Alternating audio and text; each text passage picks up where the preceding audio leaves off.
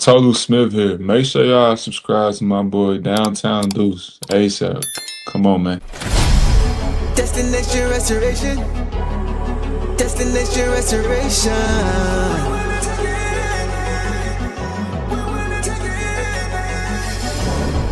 Destination restoration. Yeah, Detroit. Destination restoration.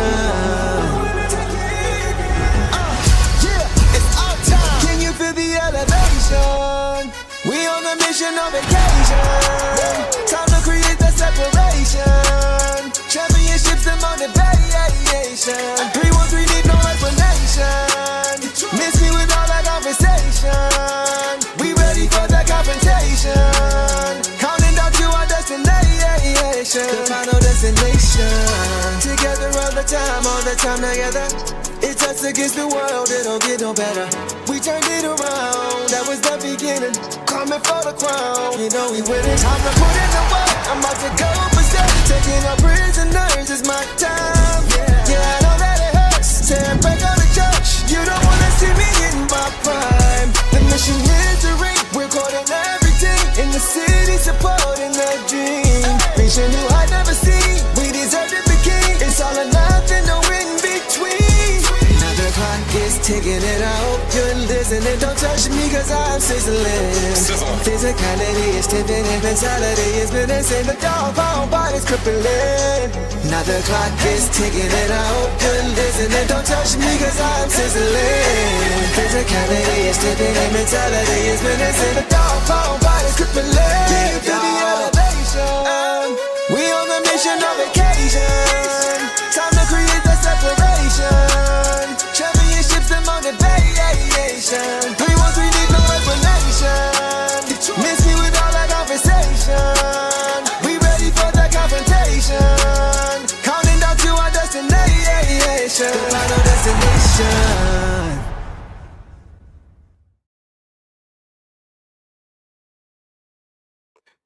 Detroit basketball. Woo! What up, though? Everybody, welcome back to another episode of the Downtown Deuce Show with the boss. Ah, man. Hope everybody's having a great start to the week on this Monday evening. By the way, happy Martin Luther King Day to everybody, man. Fun fact, 1986 was the first official year of the national celebration of Martin Luther King Day, and that happens to be the year that your boy was born. So, means a little extra to me, But guys, listen, I'm a little bit under the weather tonight. Bear with me. I don't know what's going on. I caught a bug. I'm gonna do the best I can to try to get through this, but we got Boss here. She's gonna carry for us per usual. So y'all just bear with your boy. So man, by the way, chat, we got a poll that's already up for the belt.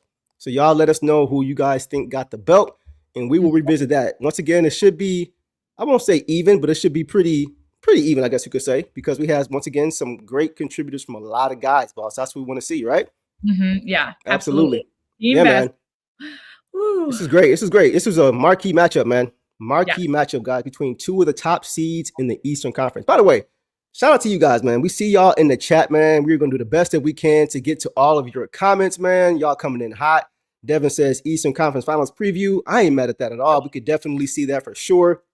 A lot to get to in this game, man. So listen, like we said, top two teams in the East, right? And we're not talking about the Knicks, who, by the way, got the doors blown off them on national TV prior to this game by the Dallas Mavericks earlier tonight. So we are talking about the Pistons and the Boston Celtics, who, by the way, have surged to the number 2 spot in the East and now appear to be the Pistons' biggest threat in the Eastern Conference, at least for now. But the Pistons, they prevail. They come away with the dub, man. And boss, the time, like Martin Luther King always said, the time is always right to do what is right. And tonight, the Pistons did what was right for the city of Detroit, man. Yes. They pick up the third straight dub. They beat the Boston Celtics at home in a thriller, 104-103, to improve to an East best 31-10 record overall. I think they now have a 5.5 game lead over the Celtics now after this win, right? Is that right? Okay. Yeah. And they are now 21-6 boss versus the Eastern Conference. And they win the season series against the Celtics 3-1, which could have been 4-0 had, save for a late comeback by the Celtics in game 2 that these teams played. Yeah. And somebody posted in the comments that we were only 13 games away, boss, from matching our total win count from last year already, which is insane, man, for sure. So really quick injury report. There were no injuries for the Pistons tonight. Clean slate, not one player on the report. I think Ron Holland had an illness and he was questionable, but he played tonight and he definitely contributed. We needed his contributions as well. Before we get into initial thoughts, boss, I know I said a mouthful there. I want to get to the super chat from our guy, Damadavi, coming through as he always does, per usual. Damadavi, what's going on, my brody? Coming through. He says, what a game. What a game. Uncle T came up big tonight looking like Sheed. Def on point. Cade was building homes for the needy with his jumper, but still controlled the game on and off, and teammates picked him up. Whole team gets the belt tonight. Yeah, you're right, man. Yeah, this was definitely a gutsy win. We really had to gut this out, man. This wasn't an easy game for us to go get. It wasn't perfect. But once again, we've seen the Pistons of the last few games here kind of grind out some wins. Against Phoenix, wasn't pretty, but just still found a way to win. It's not always going to look the same, right? So once again, Damadavi is correct. I got to agree with you, man. Uncle T was looking like sheet in the post tonight, man. Just getting it done. Really get into his bag. And we needed him for sure. We're going to get to why we thought he was very important in this game, particularly for sure. So, like I mentioned, we're going to try to get to as many comments as we can. Y'all are coming in hot, man. So we'll do the best we can. But without further ado, I am going to shut up and I'm going to let Boss talk now and give her take on what she saw in this game with her initial thoughts. So, Boss, take off. What did you see in this game tonight? Holla at me. I'm so happy. Like, I'm so glad we pulled it out because especially after the first, we kind of just like locked into our game more. We were doing, our things.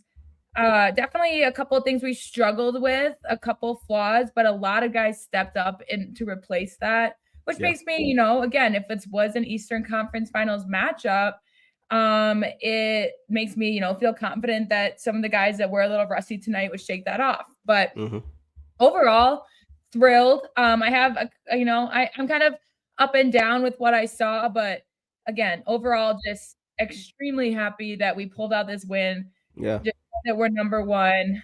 And I just, some of you mentioned it, but I live in Denver, so I don't get the local broadcast. If it's a national broadcast team game, I don't get the option.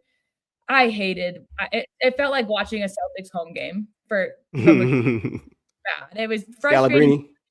It was frustrating me. But that was another reason that was motivating me. He only had to mention 6 times that Jaylen Brown told him. So if Jaylen Brown told him, it must be true. But Jaylen Brown told him he's the best two-way player. Yeah. But our two-way player, who we know to be the best two-way player in the league, is Cade. Even though he wasn't, dropping his field goals tonight, he still contributed in big ways. Offense and defense, something that Jaylen Brown cannot say today. Facts. So that at least felt good to like pull out the win and be like, now you can shut up about it, Skylar Baby. But yeah, that was a little annoying. I'm just thrilled. Yeah. Yeah, that was a great game, man. Great game, man. By the way, I see you guys' comments. It's funny you guys are saying kind of a lot of similar things, and me and Boss were actually just talking about something we might do. So I saw Thugway Joe said, Deuce could have definitely did the Peacock broadcast much better than what they presented. That's kind of what Bus was talking about. And Glenn said, you need to do play-by-play on these national televised games. Guys, we are considering experimenting with that. Just doing some play-by-play on the live games, live broadcast. So you guys let us know. Yeah, let us know how you guys feel about us possibly doing that. And we will try, if you guys want, we could try to just continue it on with the post-game like we're doing right now. But let us know how you guys feel about that. We'll see if we can do some live streams actually during the game. You guys can kind of get our live reaction, and we'll just kind of go from there. So let us know. I definitely be your Kelser. I'd be the Kelser to your Blaha. You can do the play-by-play, and I can just I can count that baby in the file. Okay, cool. Yeah, I'll get a tomahawk dunk. Hear a fun fact, or you'll just hear me scream. So, yeah. Nacho said, "Me a special." I gave you the high note, bro. I gave you the high note, man. You make sure you hit the like button. We appreciate y'all, man, for sure. Y'all coming in hot, man. Yeah. So a lot of initial thoughts from me, boss. I guess not too many, but I definitely got some things I want to hit on. This is good. This is a good highlights. This high level basketball, good quality basketball. The officials kind of got a little bit in the way, a little bit toward the end of the game, right? Which we don't want to see in close games down the stretch. That's the worst time you want to see officials pop up in the game, right? Yeah, exactly. But high level basketball on both sides, man. The Boston Celtics are a good team. Yeah, they're a very well coached team, right? They are disciplined. They play good defense. They know how to run their offense well. They don't really hurt themselves too often. Great offense. I mean, they're first in the league in turnovers committed. And we just, that was kind of the challenge that we put on them tonight. But that, that is part of their game. You can tell that they move around a lot because our guys were exhausted having to move around and rotate. Yeah. Even we tried, somehow they had a guy get open on the perimeter. That's how they get their game done. So exactly. Like so that's what I was looking for. I was looking to see how the Pistons are going to defend that 3-point line because the Celtics do not know how to take 2-point shots. They just don't. You mentioned to me last game, boss. Sam Hauser took 21 3-pointers alone by himself. So it's really feast or famine for them, right? If they're tough, they can knock down threes, but if they're not, they struggle. So that's what the Celtics have done to us every game this year is just try to kill us from behind the line. It's worked once. It hasn't worked 3 times. So kudos to the Pistons, man. And that's exactly what Coach Bickerstaff highlighted before the game was the focus for this team. When we do our defense properly, teams take the shots that we want them to take. If they're going to take a bunch of, bounce, step back threes, like we'll live with that. We'll contest and we'll live with it. What we aim to do is try to take away as many of the just catch and shoot threes that they create because of penetration and then rotations and those things. So that's where our defense is kind of built. And so we don't have to, stretch ourselves and do something different if we're executing our defense properly. There you go. There you go. So I thought the team, the focus was for sure on defending that 3-point line as best as possible, as far as not allowing them to get a lot of swing threes off of rotations and things like that from breakdowns. I thought for the most part, they did a pretty good job. The problem in the first half for me that I saw was that they just struggled to finish possessions defensively. Like you would see them get a stop, but you saw a lot of their guards like Derek White and those guys crashing the glass and getting offensive rebounds. And that's really what allowed them to get those second chance threes because now your defense is scrambled and now you're trying to rotate. So they did do much better in the second half, though, boss, for sure. Yeah, I think the same thing with the rebounds. They were like +9 coming into the second half rebounds on us, and it was mostly their guards. And they even the announcers had mentioned like when our guards were crashing, it tended to lead to like a loose ball foul or something. Like we weren't just boards as we usually do. They were just making it tough on us. But like you said, we did rebound from that, and we ended up finishing with 1 more total rebound than them this game. Okay. Yeah. Oh wait, that's wrong. What was it? Rebound. 1 more total rebound, you said? Defensive. I was looking at the wrong stat. They had overall, let me look real quick. They had 41 rebounds overall, or 45, and we had 41. Okay. But we out-rebound them defensively, and they out-rebounded us offensively. So. Got you. By the way, Doug, earlier, I can't find the comment now, but Doug, and we'll get to the poll in a second, but Doug said tonight was the Dunk and Unk AARP special. I thought that was hilarious because the vets definitely stepped up tonight. Doug, shout out to you, man. That's a great comment. I definitely agree. You mentioned the boss. I want to give the Celtics credit, man. Yeah. Clifton mentioned it. They don't have Tatum back yet, right? They don't have him back yet. So Tatum along with this team could be tough, right? We saw how, as much as I can't stand Jaylen Brown, I'm not a Jaylen Brown fan. He has so many shots just kind of dance on the rim for about 5 seconds before they fell in. But he's a good player. He's a good player, man. You got to give him credit. He made some big shots for them late, and he showed that he can be a number 1 on a contending team. So when they get a guy like Tatum back, it's going to be tough. It's going to be tough. So we got to make sure that we are ready for that. And they move the ball well, man. They take advantage of, I've noticed too, like early this game, we were really trying to defend that 3-point line. Sometimes closing out a little bit too hard just to make sure they didn't get shots off. And they took advantage of that by just moving the ball. They know how to move the ball off of those closeouts very well. And we all know you can't move faster than the basketball. So as well as you rotate, it's hard to catch up to the ball and they're good at finding the opening and finding the open man, and they space well. They're a good team, man. They're a good team. So I want to give them credit too, because they, like we mentioned, they take care of the basketball. So you have to really try to find ways to get your offense going if you can by creating turnovers. And I thought we did a pretty good job of that despite them taking care of the basketball the way they do. Despite us saying that, and that's what we noticed, they finished with 13 assists total. And we had 12, I think? Cade had 14 total. Alone. Oh, really? We had more? Okay. We had 24 total. How many did we have? 24. Wow. And then we had 13. That's impressive. So Cade out-assisted them. Again, this is just how Cade shows up when he's not his best or total. And we did see, his wrist is probably not 100%. And then we saw him fall on that hip, which I think is why he was on the court for a little bit too. Again, just sucks when he goes through that we have to play him for 40 minutes. But, he wants to be out there. He wants to be out there and he wants to get this win with us. So it's just funny that we noticed that. But like you said, they just moved the ball well. But I think what we did tonight was force turnovers. Like we had 8 total and they had 14, which is a lot for them. That's over their season average. So, and 8 for us is way below our season average. So, right. That's a great point. Yeah, we'll get to this in a second, Clifton. 100%, man. Just that's how you find ways to impact games, right? That's what you're supposed to do, right? So we'll get to Cade in a second. Before we get to some box scores, let's take a look at this poll and see how this turned out. I'm surprised. Okay, so who do you think got the belt? Who do you think the chat thinks should get the belt, boss? I'll ask you. Well, gosh, I mean, for me, it's between. I would hope you guys say Tobias and then maybe Dunk, but Dunk already has it, so I think he would give it back to Tobias. Is that who people are saying? You will be correct. Okay, and it's not even close. Tobias Harris is at 83%, boss. Wow. We all saw it. They could not stop it. No, they couldn't. Duncan is at 7%, Cade is at 7%, and JD is at 3%. Yeah. So I'm pretty sure that's going to hold. We'll leave it up for a little bit longer just to see, but I'm pretty sure that's going to hold for sure. Yeah. Go ahead. Anything else on that?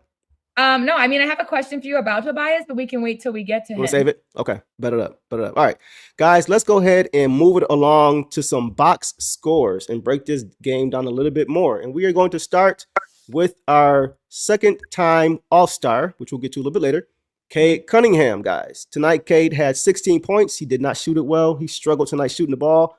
4 for 17 overall, 0 4 from 3, 8 for 10 from the free throw line. So he did make it up a little bit at the free throw line.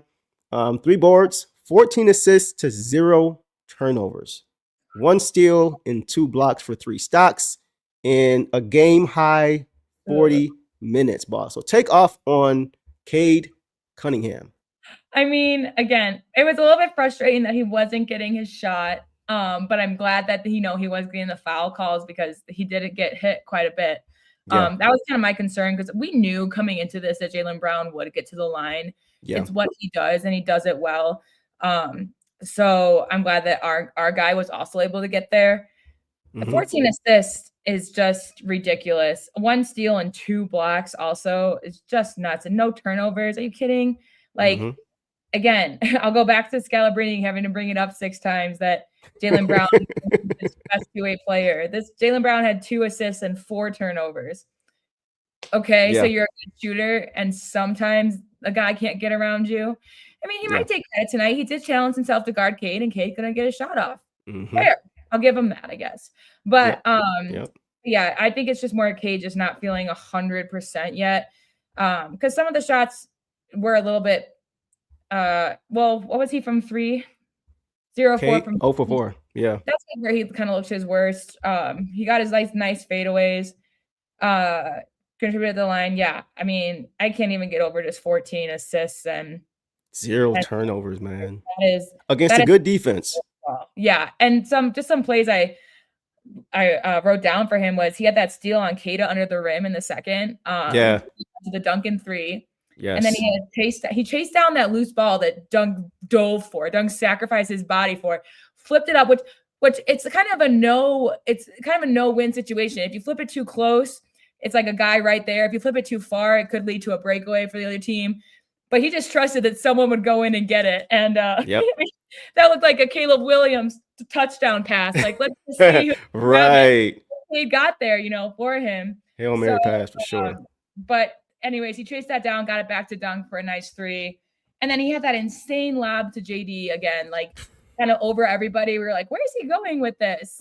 And again, just to throw up a couple of those lobs and to finish the game with no turnovers is so impressive. Yeah. So I mean, again, the shooting wasn't great in terms of making his baskets, but everything else was phenomenal. By the way, boss, we're getting some feedback on if we should do the live reactions to games. Devin is saying that would be cool. Mark Royal said great idea. And finally says, I'd rather have that. So, and Cindy says live stream. Charles would love that. So it looks like there's our answer, boss. Y'all know y'all request and we deliver. So we're going to try that. Talk about it. Oh yeah, we're still going to do the post game after too. It's going to be a long night for us, boss. But that's what they're asking for, right? So we got to give it to them. Yeah. So we will definitely get out a shot and see. Hopefully, we can give you a better broadcast than Brian Scalabrine. All right, so let's get to my initial thoughts here on this game, boss. As far as my breakdown for Cade. You hit on a lot of stuff I was going to get to, man. He struggled shooting the ball, right? It seems like that wrist is still bothering him for sure, whether it's the sleeve or whether it's just discomfort. I give him credit for playing through it. A lot of guys we see around the league, when they're not 100%, 110%, they don't play, right? Mm-hmm. But you see, he just wants to play. He loves to play, and he wants to win, and he knows he can help us win. He had two first half points. He just really couldn't get it going. You could see the Celtics had a real focus on just trying to make everybody else beat us or beat them. Make everybody else beat them, right? Cade was not going to be the one to really get off as far as scoring. But I thought like you said, he did everything else. He did everything else in this game, man. His effort was tremendous in this game. He was still impactful on both sides, whether he was assisting and taking care of the basketball or whether it was his defense. Like the block on Walsh that they had to get overturned from being a foul, which was crazy. You mentioned chasing down the loose balls. Great individual defense, moving his feet. Right, he's gotten much, but it was a few plays he was guarding Jaylen Brown. It wasn't just Brown playing good defense on Cade. Cade was playing good defense on Jaylen Brown too. He was moving his feet, physical, but not too physical to draw a foul. Like he was playing really good defense, and I don't think he gets enough credit for that, man. So and despite him shooting terribly, they still had an 8-point lead at halftime. That is very encouraging. That is very encouraging, man. When the offense isn't always there, you know that the team is gonna still lock in defensively, not drop their head, and just keep playing. That was huge for me. He missed a lot of middies that he usually makes, a lot of mid-range shots that he usually knocks down. He just couldn't get the fall. But once again, it's not always going to be pretty, and he continued to keep playing and find ways to impact the game. That was the biggest thing that I saw from Cade tonight, man. That's huge because you can always control your effort, always, and he always brings the effort. So shout out to him, man, for that for sure, boss. Thoughts on that? Yeah, I mean, just exactly what you said, because I just think he's been feeling a little bit off these last few games. He had a terrible shooting night, got a little better, and then another bad one. But again, he was being defended well by Jaylen Brown, who was basically, that's just, Jaylen Brown was locked in on him. But like you said, just some things missed, and the risk maybe not being 100%, and then also falling down and getting that hip injury and having to just navigate that and still have to come back in the game. He did phenomenal. I mean, 14 assists and 0 turnovers is that's just nuts. Yeah, it is. Michael says, boss might need to be Blaha tonight. Hopefully Deuce's illness is it's not painful. It's just, I got this crazy drainage. Like I don't know if it's just a time of year or what, but I got my tissue right here. Look, I got my tissue right here. I got my tea right here. So if my glasses start fogging up, y'all know why. But y'all know I'm gonna go miss it, man. If I can be here and talk, I'm gonna be here with y'all. Let's go ahead, boss. If Ron Holland can have a sickness and play the way he played tonight, Deuce can power through too. You know what I'm saying? So hopefully I can deliver at close to the level that Ron did. Ron make it hard because Ron always bring it, right? Yeah. But hopefully I can come close to that level that Ron usually brings on a nightly basis. Did you see this is funny. Did you see the jump ball with Cade and Jaylen Brown when Cade grabbed his arm? Oh yeah. Jumped up. You know what's funny about that? Cade actually, I don't know, I won't say he learned it, but he took a page out of Bam Adebayo's book. For you guys who remember, do you remember a couple years ago when we played, I think it was a couple years ago, either that or last year, we played the Miami Heat, and it was toward the end of the game. It was a jump ball between Bam Adebayo and Cade Cunningham. And Bam Adebayo has a history of doing that. And before the jump ball, Cade literally said, right, Deuce flu game, right? Cade literally said to the official before he threw the ball, he said, he's going to grab my arm. Watch it. He's going to grab my arm. I made a whole post about it, right? Put the ball up. He grabs Cade's arm, brings him down. They don't call it anything. Yeah. Nothing. Right after Cade and Bam laughs. He's like grinned like, yeah, I got away with it. But it was crazy. Yeah, but he was laughing. Thank you, D. He was laughing at him. Like, that's when I was like, come on, bro, what's going on? But it's funny because Cade was like, okay, let me see if I can do it. And he did it. They didn't call it. So karma came back. It worked out. I just thought that was funny that he actually went to that and they didn't call it.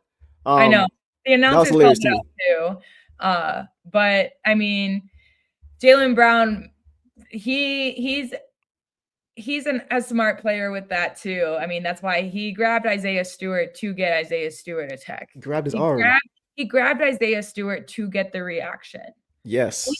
Jaylen Brown's going to take the tech too because he's less likely to get another tech. He maybe hasn't been studying up and seeing that Stu has kept his cool. But yeah, that was wild.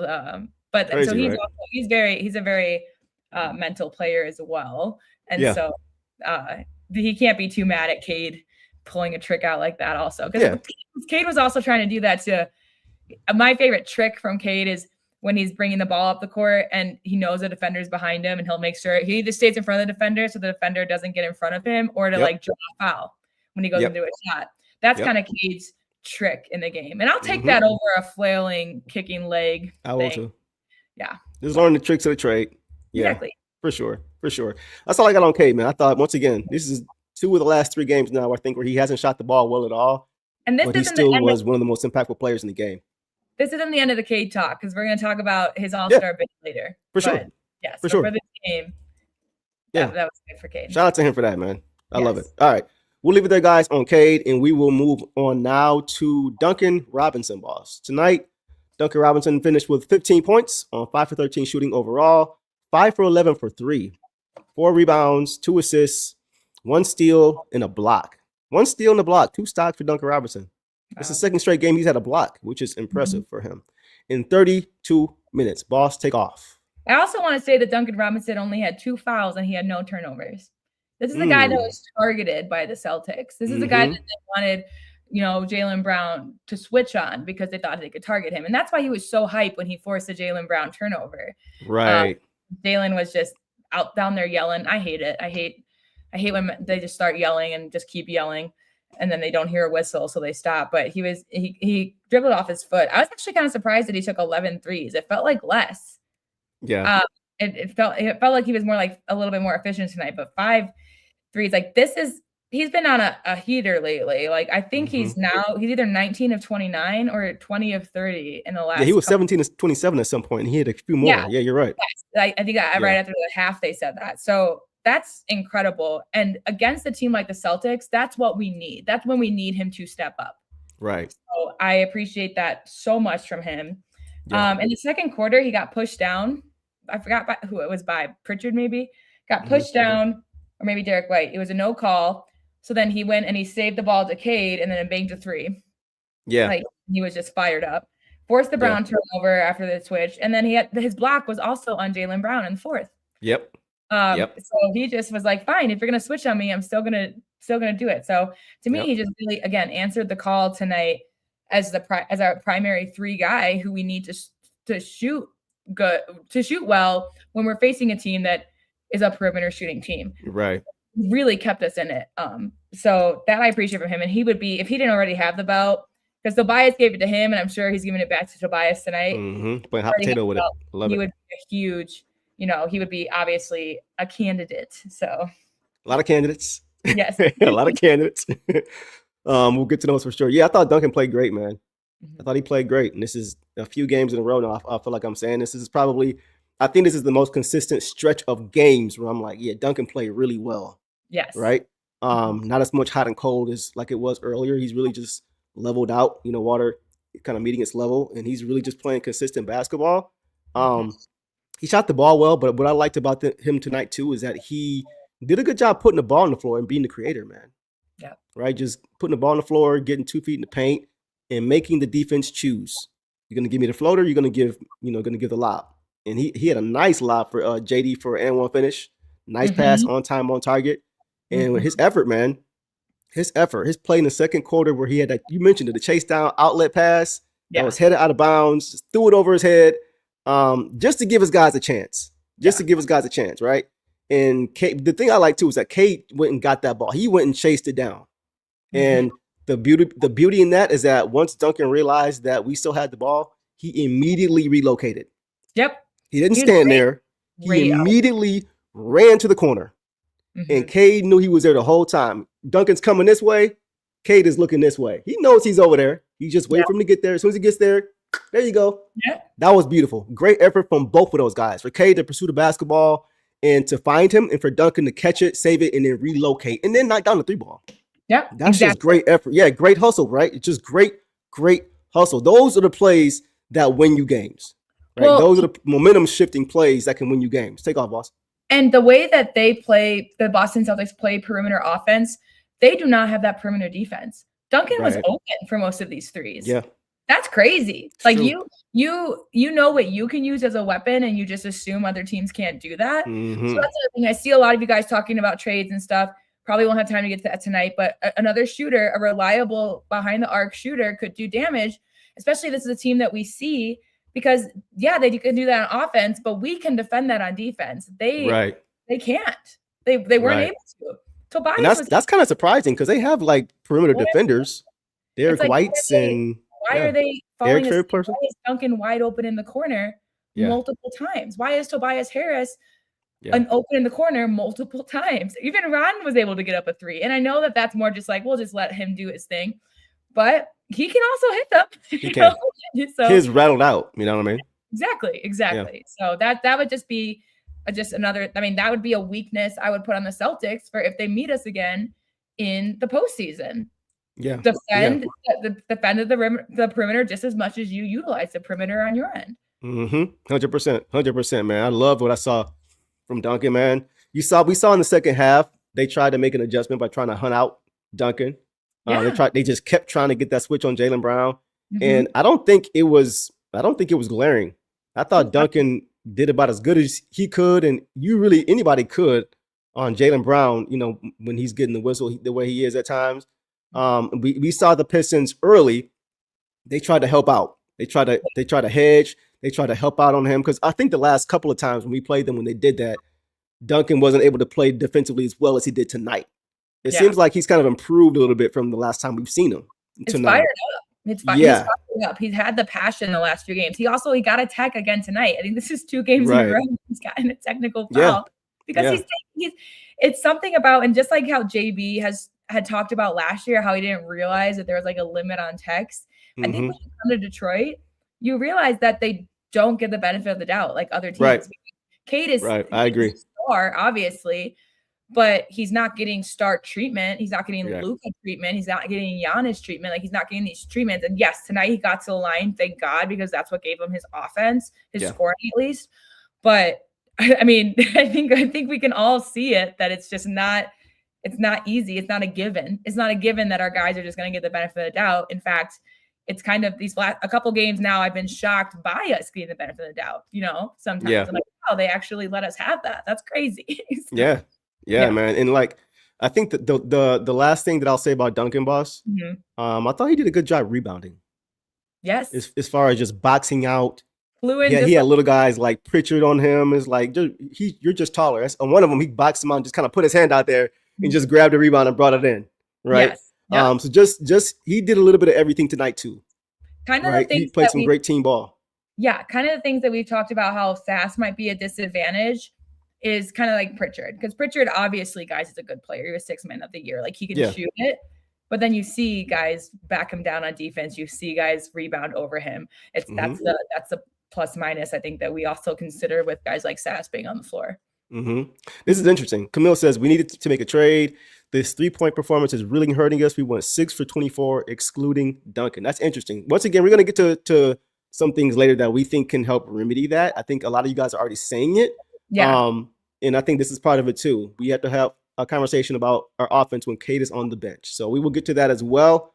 And we'll talk about it. But I do just want to say the Celtics went 13 for 41. They also didn't have a good 3-point shooting. That's what I was saying. Like, it's feast or famine. Right. If they're on, they're tough. If they're not, it's tough for them. And we get these kind of performances. And I think our defense did a really good job of kind of letting Brown get his shots and making sure nobody else got hot. I think we did a really good job with that. And that was a big thing. So Eisenberg, go ahead. Good point, because I do think that we do need a more reliable shooter. I think that there's guys out there that we don't need to trade the team away for. I'll give my opinions later when we talk about it. But I do think that it's becoming more apparent that we need that. But I also think that some of those guys we have on our team, then they weren't played tonight. So yeah, for sure. For sure.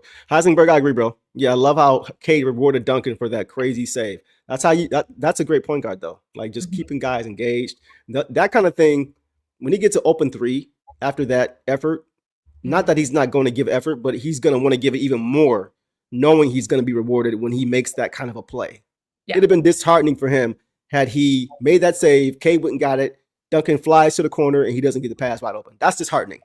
Yeah. You know what I mean? So to Heisenberg's point, that's a true point guard, man. Just knowing the situation, knowing your personnel, knowing mentally how these guys, how to press their buttons and what makes them click. And for Duncan, that's a big thing. So I want to give him a lot of credit. Again, Heisenberg, you were dead on with that comment for sure. So that's all I got, boss, on Dunk. You got anything else? Nope. Okay. All right, guys. We will go ahead and keep it moving. And now we will move along to Ausar Tasmanian, backbone of the defense, Thompson, boss. Tonight he had 7 points on 3 for 6 shooting overall, 1 for 1 from the free throw line, 7 rebounds, 2 assists, 1 turnover, 4 steals, and 1 block for 5 stocks in 28 minutes. What did you see from Tasmanian Thompson tonight, boss? I loved it. And but the box score might be like, okay, 7 points or whatever, but like he came out confident. And again, I reiterate this fact. When Ausar comes out and just he gets hot right away, either end, it's going to be a good Ausar game. Yep. He had 3 steals in the first, 2 steals in like the first 2 to 3 minutes. Yeah, 2 minutes. Nuts. I mean, he did have a turnover too, or I don't think it was a turnover. It was a near rebound, and then they knocked it away. So I don't know if they counted that as a change of possession or not. But I think they did, if I'm not mistaken. Okay, I think so. But that means that was his only turnover of the game, which again has been kind of a thing with him bringing the ball up. It's been kind of an issue. So great job taking care of the ball too in that sense. My favorite play from him tonight was blocking Pritchard on the perimeter. That was nice because that's how you again shut down the confidence of a team that shoots perimeters. Because then they're always going to be like, "Can I make this over?" Then Pritchard's going to be like, "Do I need to adjust my shot?" Exactly. To get it over this time. So that was huge. And then he had a great find to Dunk in the corner for a 3 on transition. Like Cade got it up to Ausar, and Ausar immediately got it to Dunk. I really appreciate that from him. I think his decision making was top notch tonight. I think it was just an overall great game from Ausar. And he would have been, I mean, he had a quieter second half. He only played 27 minutes. He played mostly in the first half, I think. Quieter second half, but he was my player of the game going into the second half. Not mad at that. Joe says we got almost 250 in the chat, man. We appreciate y'all, man. Hit that like button, man, for sure. We appreciate y'all rocking with us, man. We are going to keep this thing going.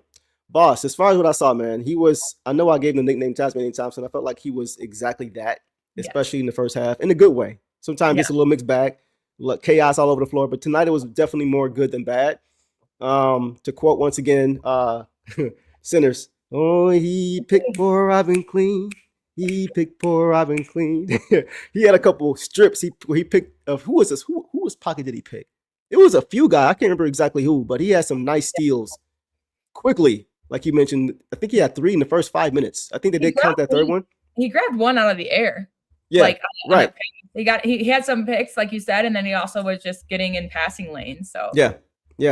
He had a nice that block on Pritchard, man, for that leak out dunk. You may have mentioned that already, but that was a huge play. Yeah. That's how you create offense off your defense. That's literally what he is good at, right? Yeah. Especially against a team who usually doesn't turn the ball over like that carelessly. When you can kind of manufacture that kind of stuff, and everybody can't do that. Like he's just a freak athlete, man. So when he's able to make plays like that, we know Pritchard isn't a big guy, right? He's a short player, but he can get a shot off quick and he's got range. So if you don't get out to him, he can still make you pay. For Ausar to be able to get out there and for JD to have the alertness to be able to get the overhead pass to him too. Got to give JD credit for that, right? But that's just a big play, man. That's great stuff from Ausar Thompson. And those are the kind of plays, once again, that can shift the momentum of a game, man. So I thought overall Ausar was really good. He was a little bit out of control at times.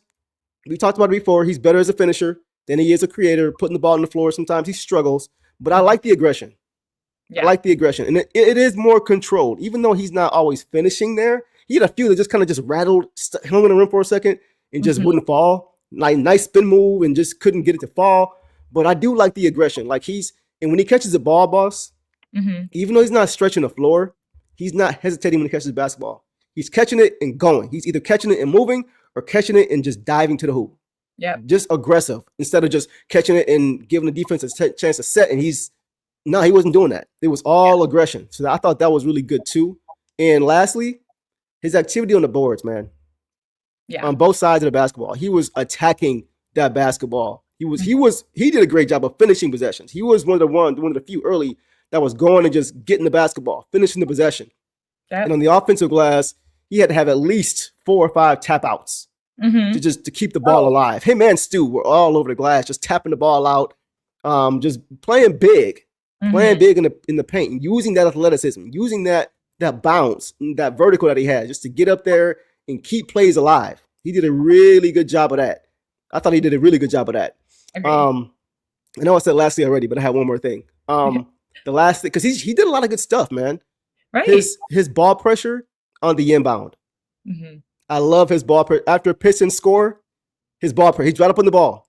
That's one thing, like, it reminds me of Ben Wallace. Ben Wallace used to always do that. After a Piston score, you see him run down, turn around real quick. For those who've seen Above the Rim, Dwayne Martin, when he scored, turn around real quick and get the steal. That's kind of what Ausar does. Like, he is always on the ball after a Piston score, just making it a little bit tougher for them offensively. Even if you're shaving off a second or two, right, that still helps your defense to get set up. They can't take the ball out of hoop and try to run down on, like, those kind of things that he does are very little things, but over the course of the game, you may get a steal or two out of that. You may get another possession out of that. So I thought he was just good all around, man. I have no complaints. I know he didn't play a lot, didn't score a ton, but the intangible play that he had tonight, I thought was really, really important for the Pistons tonight, for sure. Absolutely.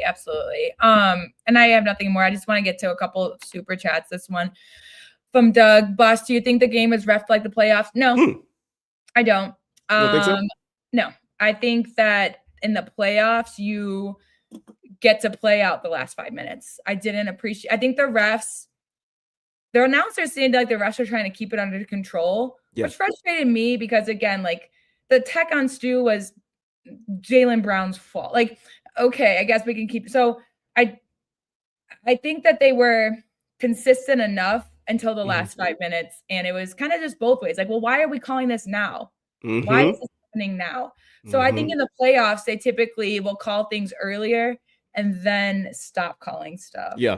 So that's. But I think, but Doug, in terms of playoffs, I do think that they did let them play more physically than they might have. But I mean, they were over 53 free throw attempts, so that's just what I know from free throws. Yeah. So I don't know how many without free throws, but there were a good amount of fouls called this game, despite them still playing physical. So I think less overall in the playoffs still. Yeah, I think, like, for the duration, I felt like it wasn't too bad, but like you mentioned, toward the end of the game, bro, get out the way, bro. Yeah. Like, I don't want to even know you're on the court at the end of the game unless it's just obvious. Right. But if you're officiated a certain way throughout the whole game and they keep playing that way and now you start calling fouls, that's not fair to either team. Yeah. You know what I mean? So, I'm with you there for sure. I think it's a good question. This other one too, belt to uncle, though Duncan should be considered. I think the only reason Duncan's not considered is because he has the belt. So he already has it. He can't give it to himself. Unless he had, like, standing game, the team was like, nah, Dunk, you got to keep it. Yeah. That would be cool though, low key. They could, but I still think Tobias. Nice change of pace. No, for tonight, I agree. I just think it'd be cool if at one point a guy played well, like, both games, and it's just like, no, go ahead, keep that, bro. Hold on to that for a few more days. That'd be kind of cool. I feel like when a guy has done that, I forgot when it was, but it's when they give it to coach. So it's kind of like, well, I had a good game and everyone else did, but I'm going to give it to coach tonight. That's just what I see. But, I'm not mad at that. Let's get to some comments, man. We're trying to get as many as we can. Y'all know the drill, man. If we miss y'all, repost it, caps lock, super chat, whatever y'all want to do to get your comment on here. We're going to do the best we can. I want to get my boy Juan up here. Says, Dunk was lethal tonight. I hate Cade took the bait and tried to play superhero ball versus JB. I noticed that too, down the stretch. He was just trying to beat it for his team. I get it. He just couldn't find a shot, man. I didn't like that last 3 that he took. Yeah. Wasn't his night. Used that gravity to set the table for guys. Ivy, Duncan, Toby Bald bailed us out. Culture win. Culture Detroit in the building. You know what it is, bro. I got you covered, man. Shout out to you, bro. Yeah, I agree, man. I agree. He just couldn't get nothing to fall, man. But once again, I'm not going to get on Cade tonight when he had 14 assists and 0 turnovers. And the defense he gave too, man. Like, ooh. This was a gutsy win. Go ahead, boss. He might not play on Wednesday. Wednesday is our away game against the Pels. The Pels, right? See him. I would love to see him against Trey Murphy. That guy's going to give us problems. Derek Queen's going to give us problems. I'm watching that game.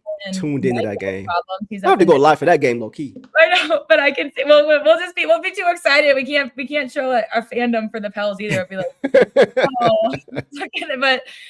But so he might not play because he just hurt his hip, his wrist thing too. So maybe that's it. But again, he's still doing this stuff. You could tell that when he got back from the locker room, he was like ready to come back out. Like he wants to interview. But I also agree with that earlier too. Is like that last three. That was like in the last minute, a minute and a half. I didn't love that from him because I'm like, if they're not falling, like if that fell, that would have been crazy amazing. Right. But it didn't fall, and that's what got them back within 1 point. So I agree. Like, okay, but again, can't be too harsh on him because he made it up in other ways. Yeah, but I feel you, Juan. I feel you. Like, yeah, he kind of got caught up a little bit. Like, oh, he's showing up. Okay, let me show for my team. Like, I get it. I'm not mad at it. Let's get a few more comments, guys. I'm trying to get you in. High Tech Dialect says, I think way too many people undervalue locker room chemistry. See Knicks, New York for deets. Yeah, man, they are in shambles right now, bro. I'm nothing on them right now. It's quiet. See Clippers, see Kings. The Clippers are hooping right now, though.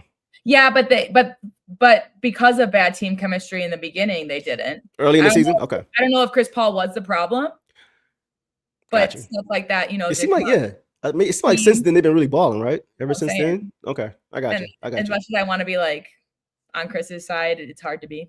So I mean, but I don't even know, bro. Yeah, we don't know. Like, but yeah, so see some of these bad chemistry things. The Bucks right now are going through it a little bit too. Yeah. So they gonna do it. They fans too, low key. Right. Oh yeah. So I agree with that completely. Cope approach, low key is a Sixers fan showing up and showing Detroit Pistons love. What's going on, Cope approach? For sure. Yeah, five stocks is legit, man. Like Ausar is he does so many things, man. Like once the offense comes around, he's really gonna be good for this team. I do like he didn't take a bunch of free throws. Yeah. He made his only free throw. I'm cool with that. Proud of him. For sure. His decision making was on point. And I will just say real quick to Sixers fan Cope approach. I saw VJ Edgecombe's dunk tonight. I didn't see it. I gotta check that out later. And then he laid down and he just waved to the camera. Okay. I'm gonna check it out in highlights for sure. Yeah. Red P, I feel you, bro. By the way, I always say favorite profile pic. Every time I see it, I just start laughing. I don't even care what you say, bro. Just that picture just gets me every time, bro. He's got that 50 Cent hate for the Celtics. That's how I'm looking. That's how I feel right now. The way 50 looking at that picture is how I feel right now. Right now, I cannot stand the Celtics, man. I love getting the chance to beat them anytime we get to. And to do it on national TV, number 1 team versus number 2 team, down the stretch, at home, and we get a dub right after the Knicks get blown out. It don't get no better than that, man. No. It don't get no better than that. Yeah, someone asked in here, they said, Knicks, did the Knicks win? Asking for a friend. I think you know the answer. That was fun. That was fun. Popped, man. I mean, that's another one that I'm not sure the locker room is feeling it. That's what they were saying. High Tech, yeah. I agree. As fun. I haven't seen a Jalen Brunson, Josh Hart podcast clip in a while. But also coaching too, man. I think coaching is a big deal. We talk about how the difference between Kenny Atkinson and JB, right, with the Cleveland. Look at the difference between Tibbs and Mike Brown. There's a lot of things going on over the Knicks with the Knicks that Mike Brown is allowing that Tibbs wouldn't. I don't think you will be seeing Cat rolling around on the floor for 10 seconds out of the frame. Yeah. With Tibbs as a coach. I just don't think you would see that. Right. So coaching too is a big part of chemistry as far as holding guys accountable. And then you got to have players on your team who want to be held accountable. Yes. Right. A player's coach is not always a good thing, especially if those players are lazy and don't want to be held accountable. Mm-hmm. Of course, they're going to like a coach who's laid back. Yeah. You know what I'm saying? But coming into the season, I remember I think I was on Pistons Jack chat, like live chat. And they were like, what are your hot takes? And I hot take for the season with that we would be better for the Knicks because I think with a coaching change, they're going to go through some adjustment. Yeah. And I was right. So I wasn't right at first, but I'm right now. It's hitting now. It's 100%. Hitting now when they need to lock in. It's like we talk about with peaks. Did they already hit their peak? Mm-hmm. They should be in trade talks more than we are in the media. That's a great point. Honestly. I totally agree. They need someone more than we need someone. I would venture to say we have the best chemistry in the league. Oh my God, yeah. I mean, you could argue Thunder because they won. They do But have a after good that, squad. it's like Nuggets have a great squad too. Spurs are kicking off. Spurs, yeah. Top 5 for sure. But I You mean, don't our see guys on our bench slamming and- water bottles down because they're not getting enough scoring from their teammates and stuff like that. KD, we just got great team chemistry, man. I love this team as is. If we don't make a move, I wouldn't be upset.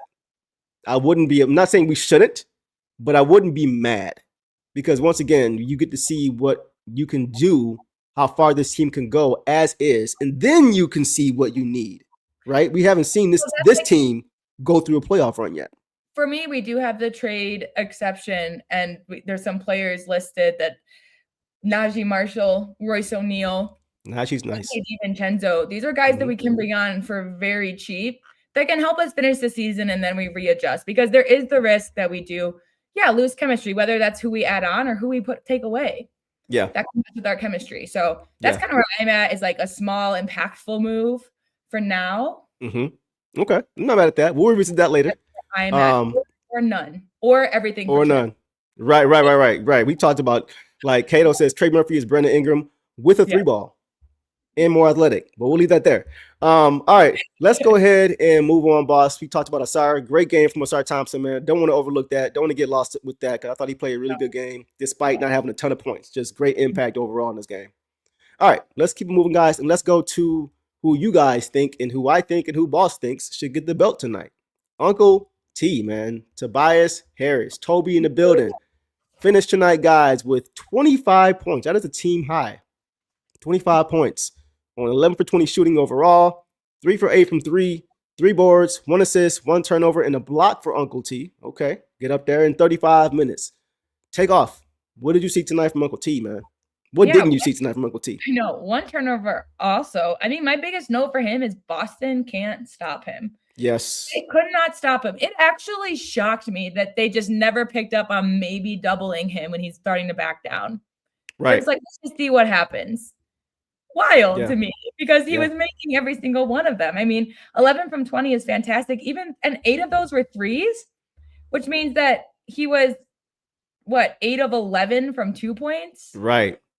Midi game. Incredible. Yeah. And he had the first 5 points of the game. Again, they always run it through him. Just so good. I wrote so good at backing down shooting, but this is before he popped out. This was in the second.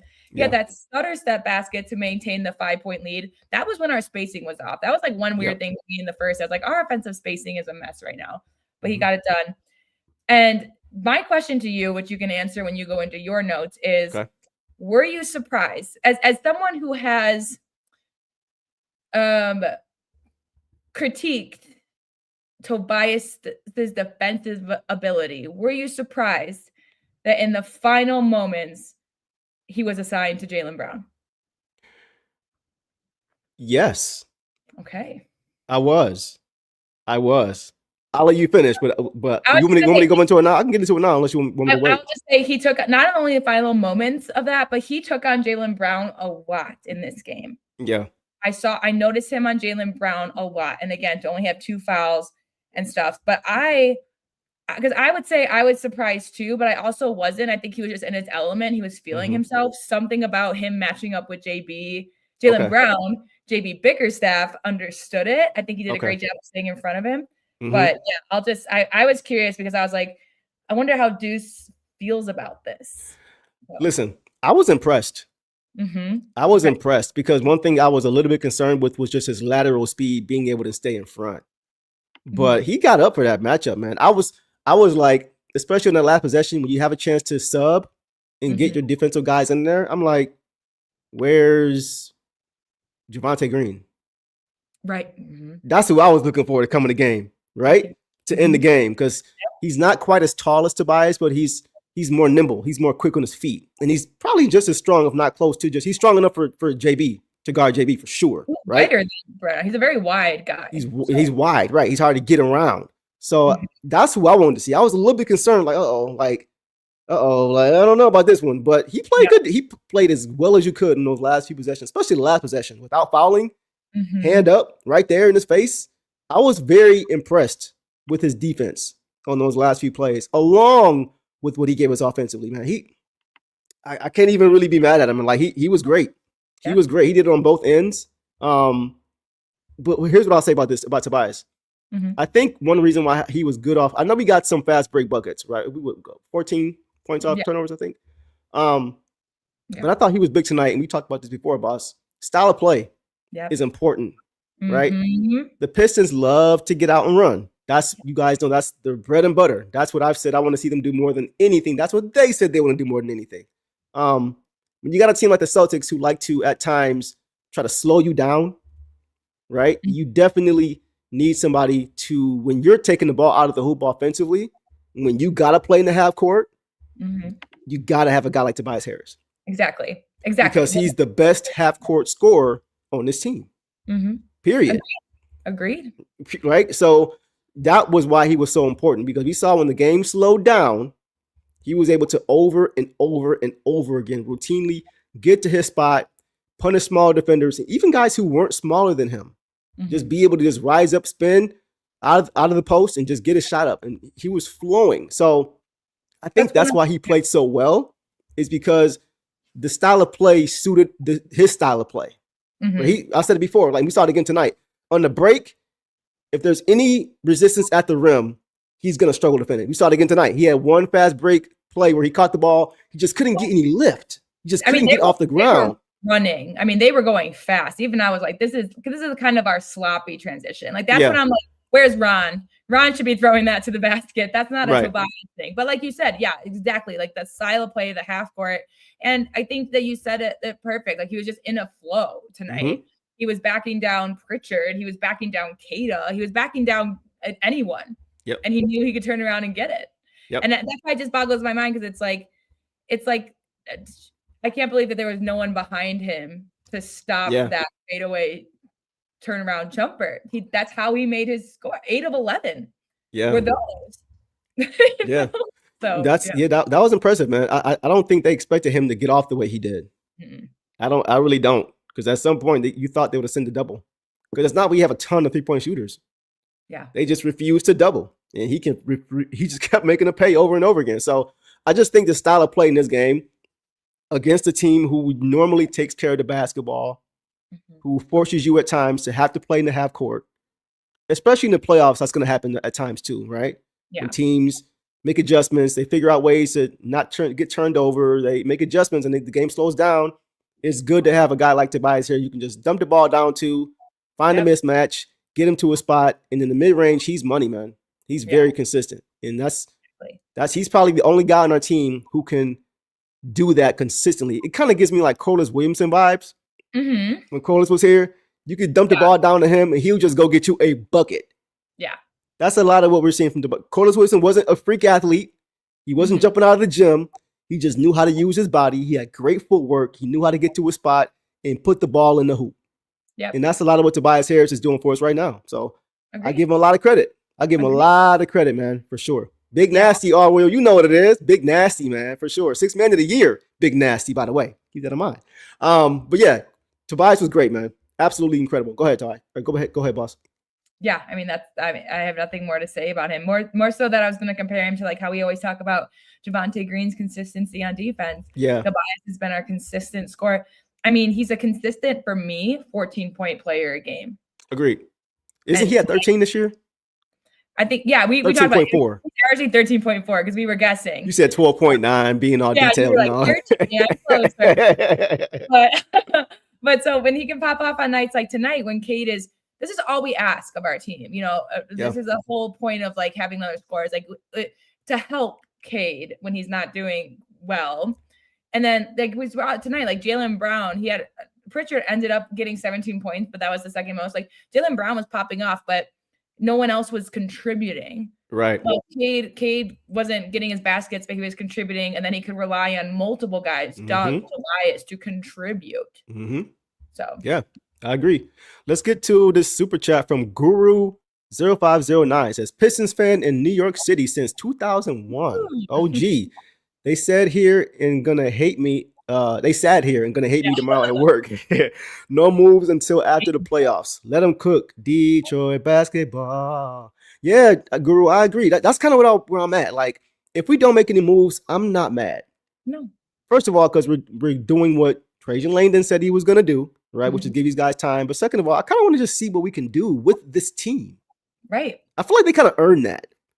First in the East by a mile, off of great chemistry, star power, and Cade, and a lot of really good players on this team that are interchangeable and that all play hard and for each other. You never know what could happen to your chemistry when you bring it. You may think it may look one way, but when it gets here, some guys just may not click the way you thought they would. That could affect their on-court play. So I'm kind of just like, I wouldn't be mad if we left it alone right now. It's like we've lost 10 games. 10 by close margin. We've had one blowout. Yeah. Again, this is what I'm talking about. Like the Knicks, the media should be pushing the Knicks making a trade, the Cavs making a trade. These are guys that they had number 1 and 2 who are falling short. They should be the ones that should be the first ones to make any kind of moves. Yep. I agree. If it ain't broke, right? Heisenberg says, Corlett is a good comp for Tobias. Tobias used to even wear his number during his first tour with us. Wow. Great point there. Rodney says, that's the Big Nasty 2.0. Great reference from Flint. Shout out to Flint, man, for the Flintstones in the building. I love it. Kevin says, I was impressed that he realized we needed it on his night. And when Cade wasn't rolling, took the words out of my mouth. Big boss, top shotter. Yeah, for sure. That's the vet mentality. Like he has those instincts. He's been here before. He knows the flow of the game. He knows what's needed. He's just a good, reliable player to have on your basketball team. And he wasn't going to let Boston take it away. Like Tobias is passionate. You've seen the memes. You've seen the pictures. Like he's angry. He's out there chewing his mouth guard like Steph Curry. Yeah, right. That Onion article the other day, it was like Steph Curry finally finishes eating his mouth guard. That was funny. Funny. I saw that too. Yeah. Hen says, Deuce, you and Boston know the playoffs is different from the regular season. Right. And that's what we're saying. As far as the game slowing down at times, they're still going to try to get to what they want to do best as much as they can. Right. We've heard them say that over and over again. They got athletes, they got personnel to do it. But you're not always going to be able to. And in those games you're not able to, are you still going to find ways to win? And that's when Tobias Harris comes up big. This game is exactly halfway. This was 41 games. Yeah, you're right. So it's exactly halfway. It's probably why we're seeing a shorter lineup, seeing some things. I saw someone in the comments too. I would like a small move. I mean, same. For me, it's just more like if we make a move, I'd rather it be small. Right. Rush Trajan. I'm a little nervous about some chatter going around about one guy I really don't. Real quick, somebody said if Tobias is doing this every night, I don't want MPJ. And I concur. I ain't gonna lie. It's just ain't gonna lie, man. Guys, just look up who we can get for less. Look up again, Najee Marshall, Royce O'Neal, Bobby Portis. These are guys that we can get for nearly nothing. Like basically our TPE money and a pick. Yeah. That's trade what I would player exception. $14 million trade player exception. What I'd rather do than trade away some young guys and some other picks for a big move that may or may not work. So yeah. Interesting point here. I'm with you on not making a hasty move, realizing that there's also a danger in not making a move. Just ask the 15-2 Lions. Yeah. So like, I agree. I see both sides of it. I think if any signs were showing that something was wrong, then you look at it. But as of right now, there is nothing pointing to there being any issues whatsoever with this team. Yeah. I'm on the court, off the court. Some of these guys in here, like, a small move would make sense. And I'm with y'all. Especially, I think Trajan has proven that he can do that too. Bring in Schroeder as a small move in a moment of adjustment. Oh, it's something we can do. So yeah, for sure. All Royal says there are legitimate arguments for trading or not trading. I tend to lean towards a trade because I want to see Cade's life made easier. I get it. I just want to see how they look with this roster. So that way they know come playoff time going into next year, they know exactly what they need to do. Mm-hmm. If you make a move now, you never know how far this team as currently constructed could have gone. It's just hard. So that's why I'm just like, because the window doesn't end this year. There's still years after this season. It's not like this is a make or break year for us. We're not a flash in the pan team, right? And a couple contracts are up this year. I think LeVert has a 1-year buyout. Duncan contract is up. I think Duncan has a 1-year option after this year for a 3-year deal. Yeah, so there's some things that we might just be like, well, let's just wait for the offseason anyways, because we have more assets to give for a bigger move too. Right. We'll see. Right. Real quick. 313 says Bobby Portis, man, y'all ain't trying. Bro, he won a championship with Giannis. What you talking about, bro? He just won one in 2021 with Giannis as a big key contributor. I'm just saying, bro. We talked about it a little bit, like maybe with the stew, it might be congested, but imagine Bobby Portis and Paul Reed out there. Scary times. That'd be nice, low Twin key. Towers. Yeah, that'd be nice, low key. You never know, so we'll see. We'll see. Both of them can block a ball. Pistons got options, man. That's the point. But we'll see. We'll see how it plays out. But once again, getting back to Tobias Harris again, great game on both sides of the basketball. Man, when he's fresh like he is tonight, you can see the time off really boded very well for him. Just having those games off and that time to rest, get his body healthy. When he's spry and fresh like this, he's a weapon for sure. I saw a comment earlier, just real quick, mention that they think that Tobias does do well. I think I put you guys up, but I can't find it now. It was a while ago. That he does do well with some rest. So again, finding another player that could maybe fill his roles and get Tobias less minutes would be helpful. I'm not saying that like tonight he's off a rest, so he could play longer. But we do have the depth that where we don't need Tobias for as long if that's what helps him. Yeah, for sure. Good point. Good point. All right, guys, we'll leave this there. And we will move on now to our unofficial second All-Star on this team, our young star 22-year-old center, Jalen Duren. And by the way, I want to give a shout out to Mike Terry, who is Jalen Duren's trainer and development coach. Shout out to him. His birthday was today. Mike, if you're watching, happy birthday to you, bro. That's my dog. He always, What a good day for the Pistons. Good day, man, all around. So I gotta send Mike a happy birthday to you. Happy birthday to my dog Mike Terry. If you're watching, bro. All right, let's get to JD, boss. Tonight, JD finished with 18 points on 8 for 12 shooting overall, 2 for 5 from the free throw line. Got to get that up. I need to see at very least 3 for 5. I know it's in you, bro. 4 for 5 is usually what I expect from him, but 2 for 5, not a good free throw shooting night, but that's okay. 9 boards, 1 assist, 1 turnover, 1 steal in 30 minutes, boss. What did you see from Big JD tonight? Yeah, 8 of 12 is fantastic. But like you said, the free throws close to the 20 and 10. I think he can average soon. You said that. 18 and 9. 5 fouls. A couple of them came late. Those were kind of the fouls that are just like, why are you calling these now? Right. Yeah, overall, great game from Duren. I mean, he had in the second, he had that really nice off balance reverse layup. They tried to pull the chair. Just made it work. I was very proud of him. But he had that nice crossover basket to start the third. Then just an insane dunk, that insane dunk from the Cade lob. And then he dunked it again off of the Stu miss. I love seeing him and Stu out there. You see that? I hope he never changes, man.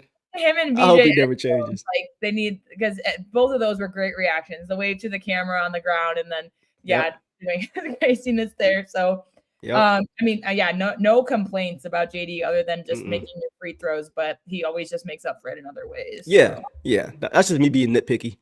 Per you, it's good. I want to see these guys get to their ceiling for sure. Oh, Tom, about JD. What up, though? What's going on, Tom? The Pistons won again. Yeah, man. What a game. What a game, bro. That was a great game. Let me know what you saw, Tom, from this game tonight for sure.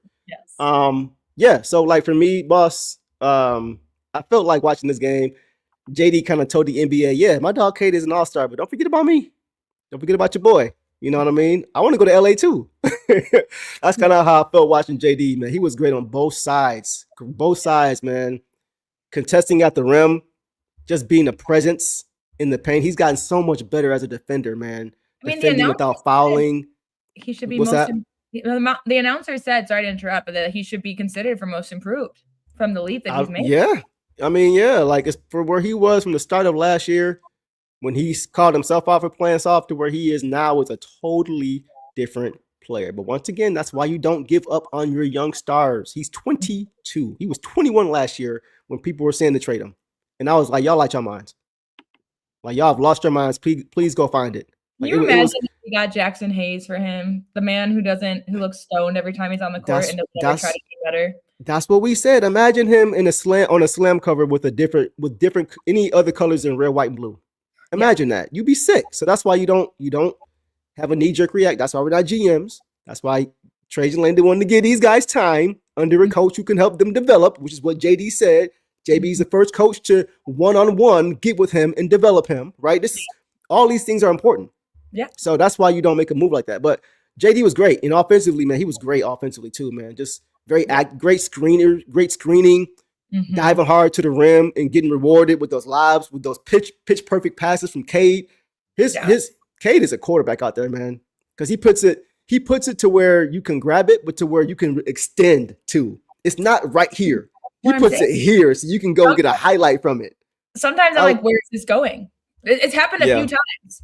And Duncan did it. I think the one that comes to the mind was Duncan, I think, or maybe Danis when he threw it, and I was just like, Danis? This game? No, a couple games. Oh, I know what you're talking about. When they throw it up, and I'm like, who's there? I can't see him. Yeah. And then they're flying. Yeah. Yeah, that was great, man. Cade is gotten so, but once again, the chemistry. Cade knows how high JD can get off the floor. He knows exactly where to put it to where it's not too far out of his reach, but to still put it at a place to where he can get a highlight dunk and he can go extend and go throw it down, right? Like he makes the game fun for his teammates. Does Cade Cunningham? He knows that's why we'll get to it. We'll get to it later. That's why Cade is one of the best players in the league. Tom says, appreciate it. Go back. Appreciate it. Man, this game was so fun to watch, not just as a Pistons fan, but as a fan. Yeah, high quality basketball, Tom. High quality basketball. I was telling myself, even if we don't win, as long as we play to our style and we play hard and we don't beat ourselves, I'm okay.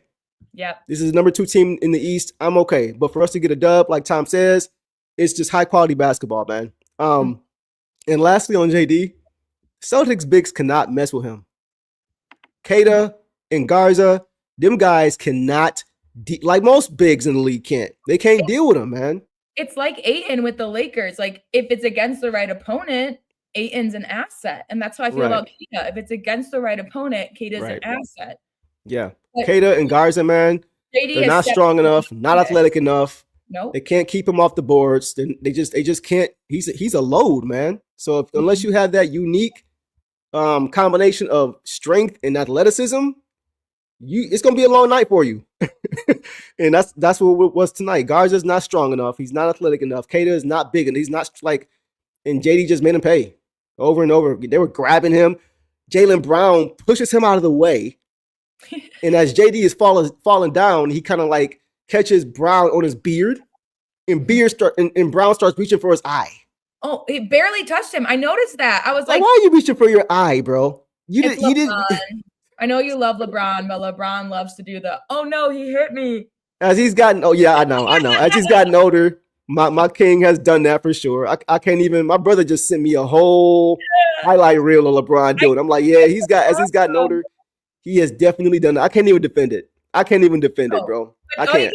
Let's call it out in these because I just don't, there's a couple guys like that. Who did it the other day? Was it Advia against us or Şengün? He's always doing it, bro. Well, exactly. And it's everybody. That's like, it's what they revert to. That's why I appreciate our style of ball because we still try. Yeah, Cade can play hero ball, but he's not trying to draw a foul. He's trying to get a basket. So sometimes when you're close, you just try to get the easy calls. Yeah, that was wild. Divine, you saw that, bro? Like he pushed JD out of the way, trying to get the rebound. JD's like falling over it inadvertently, like his arm flails and hits JB in the beard, and JB's reaching for his eyes. And like he's bent over like this. Like, bro, if you don't stop, bro, that was so annoying, bro. On top of every free throw he took, dancing on the rim for like 10 seconds before it fell in. Jaylen Brown was annoying tonight. Tom says Jalen didn't leave his head prints in the is he still using that, bro, or no?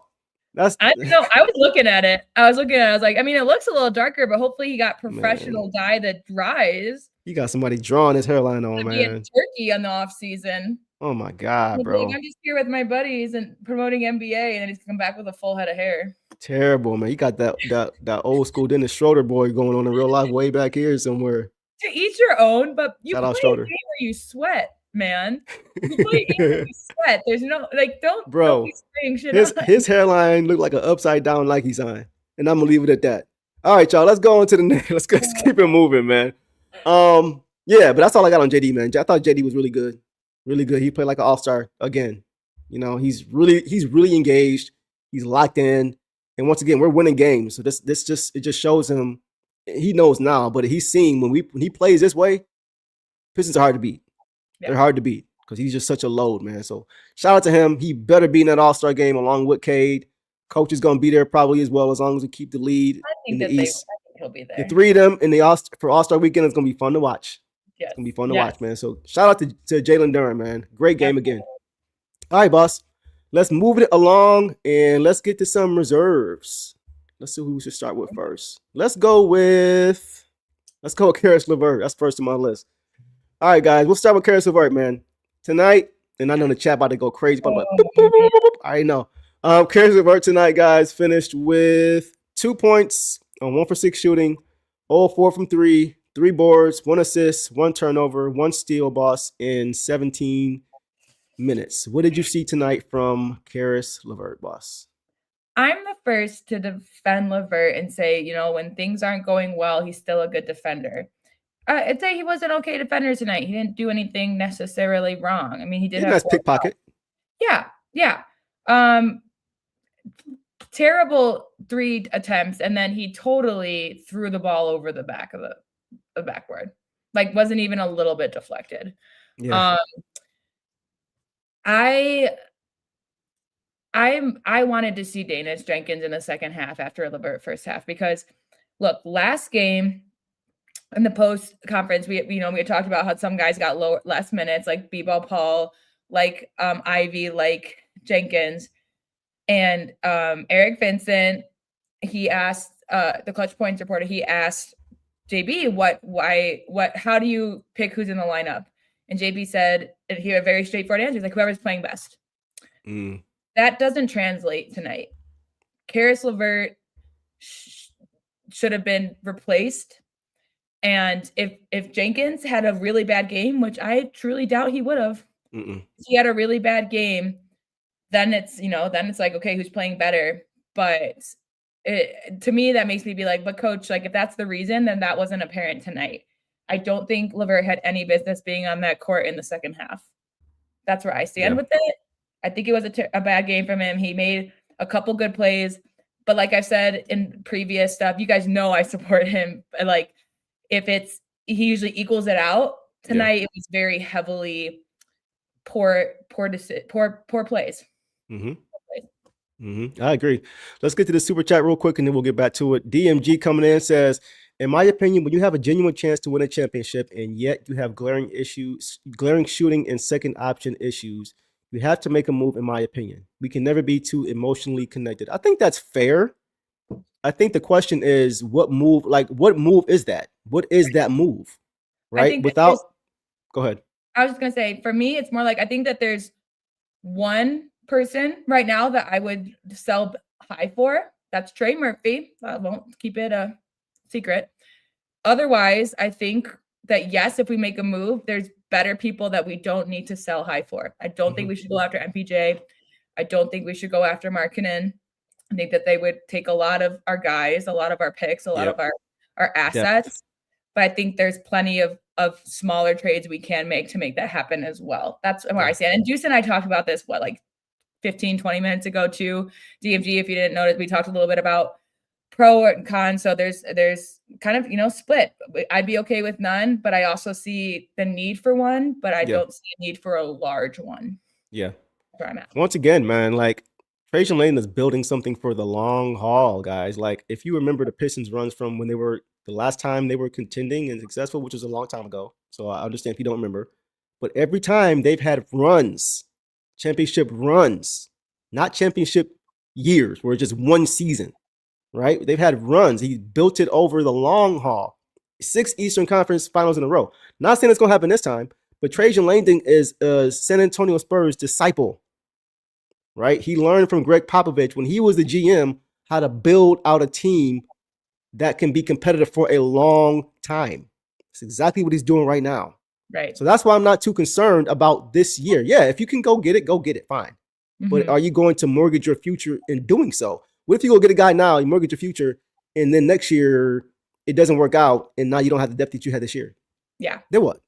Yeah. Right? We're still on an upper trajectory. I know guys are out right now, and you may want to try to go get it done. Now, I trust Trajan Langdon even when Hallie comes back, even when Tatum comes back. I trust he's still going to make us a team that can still come out of the East. We still made not a run just this year in the league last year. So that's what I'm saying. I have that much confidence in him to put together a championship roster, regardless of who else is out there. Denver needs to trade up away Jamal Murray for the Pistons for Isaac Jones. Come on, man. That's hilarious. Watson. We can get Peyton Watson on this team. Peyton Watson's nice. Over Peyton. Yeah. But that's our take, DMG. I feel your concern. I'm just not in a rush because I like how this thing is being built. regardless. I think we have the best guard, the best player in the East. You could say Giannis. I think we have the best player in the East right now. Cade, you can argue Cade and Giannis, whatever. If you say Giannis, that's cool. But I just like what we have right now. And these guys are not done getting better. They're nowhere near their peak yet. Right? JD he's 22. Cade's 24. Like, these guys are very young. So once again, the internal growth is not going to stop after this year. You know what I'm saying? They're going to keep getting better. And I trust Trajan to continue to put guys around these guys to where it doesn't matter who's playing for this team, who's playing for that team. We're going to be good for a long time. So let's just see what this looks like. Next year, it's all about building blocks. Yeah. It's all about building blocks. Shea was drafted in 2019. He didn't win until last year.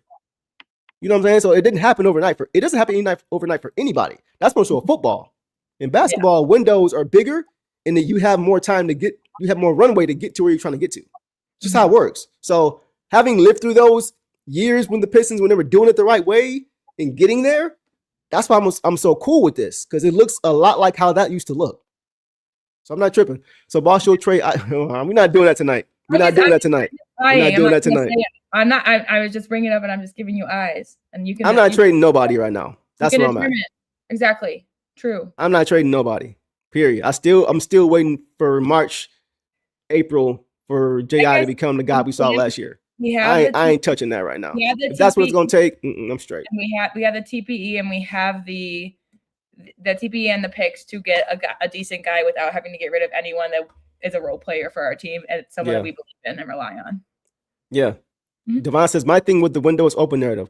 The window just opened, so why should they put a screen on it right away? Let some airflow first, right? It's patience, man. You got to build it the right way. I'm gonna leave it there. Y'all know how I feel about it, man. Yeah. But that seems to be the idea as far as how they want to build this thing. So we'll leave it there. We got like 17 more days until deadline. We can make it. Yeah, for sure. I need teams to start making moves so everything can just. Yeah, so we can focus on the rest of the year. For sure. All right, man. As far as what I saw from Caris LeVert, I'm with you, boss. I'm ready to see Dennis Jenkins get those minutes now. Exactly. I'm ready to see him get those minutes. I'm not saying Caris LeVert doesn't do some good things. It's just the consistency piece. We talked about it last show. The up and down, the up and down, the up and down. 313. I think it's a good question. No, I ain't mad. That's a good question, bro. I think your question was very good. I was just acknowledging it but quickly. Yeah, I got you. But yeah, it's just you need consistency in the playoffs. Like you need that consistent play to where it's just steady, to where it's not these highs and lows. Like you need to limit your mistakes as much as you can, right? Yeah. Ethan says, "Boss, JB played the playoff rotation guys tonight. That's why Jenkins never came in without major foul." I think that's a mistake. I think that's a mistake if that's the case. 100%. And I say that for two reasons.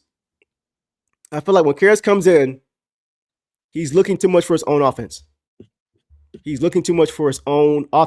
And if his shot's not falling, he keeps shooting it. And that's when it hurts the team. He had back-to-back threes. He didn't make either one of them. And he just kept shooting. Right? And then secondly, boss, he comes in with Jaden Ivey. I don't like that rotation. Because when you do that, you have no pure point guard in the game. So the likelihood of you turn the ball over goes up. And just that combination, when those two are in the game together, I don't feel like Caris does anything to help Jaden get to his spots to where he can attack and be successful. I feel like Caris is just looking too much for his own offense. And then if it's not there, he'll look for somebody else. But I don't feel like he's looking initially to get guys like Jaden Ivey off. And that's why I want to see guys like Dennis Jenkins play with Jaden Ivey, because I feel like he's initially, as soon as he comes into the game, trying to get his guys going. And then if that's not there, then he's looking for his own offense. So that's, for me, I think Caris is a great ball handler. He takes care of the ball well. It's when he passes. That's when he turns balls over. And that's why he feels the need, I think, to create his own offense, because he's giving it up poorly. He has 3 assists tonight, but he also has how many turnovers?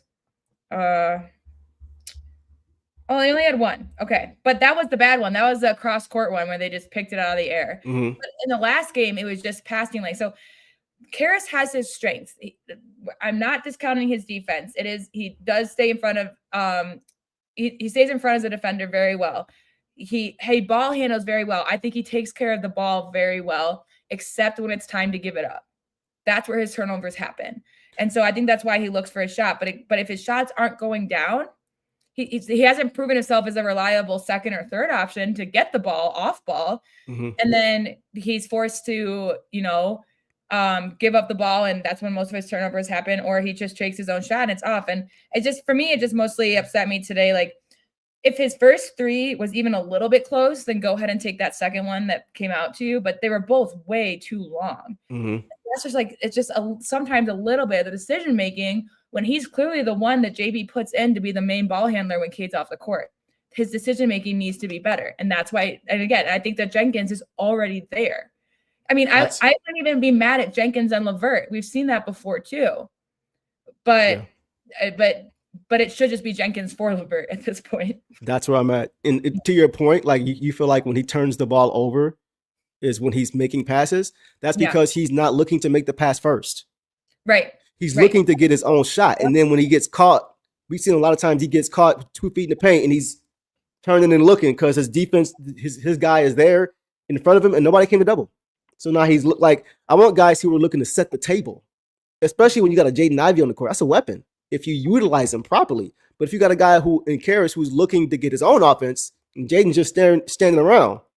Yeah. And if you pass it to him late the shot clock, now you got to try to make something out of his own. But you got a Dennis Jenkins who's looking to make you better, who's looking to set you up before he's looking for his own shot. Yeah. And then if it's not there, he can still go and get his own. So it's the reverse. Caris and Dennis are the reverse to me. Agreed. Dennis is looking to get you involved first and score second.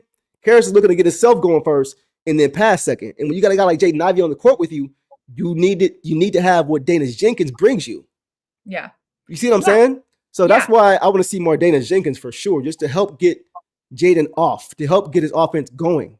Right. And that's also too, like, just to your point with Danis, like, he's so far ahead in his game that he understands that if he can get a couple baskets in the paint, then the defenses are going to start to collapse on him, that he can immediately drive and always be able to pass it out because he's going to be double or triple team. And we've seen that in his game multiple times.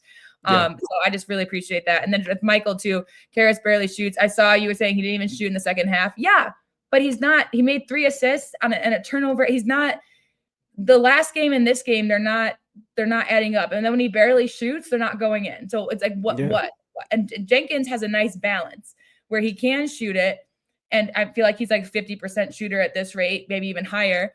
And then, or he sets up the right passes and it's not a hesitation. It's not a stutter. It's in the flow. Whatever the flow is, you can play at both paces. Right. So I don't know. That's just what I want to see. I feel like, I won't say it's doing him a disservice, but I feel like Jaden really isn't being put in position to be at his best. He didn't get because they got him playing. Yeah, I just don't feel like those two really mesh well together. I think whenever Cade is off the court, Danis needs to be on the court. And again, with Michael, it's JB. He's playing Caris for defense. I agree. He's playing it for defense. He does play solid defense. But Danis has also proven to be a great defender as well. Exactly.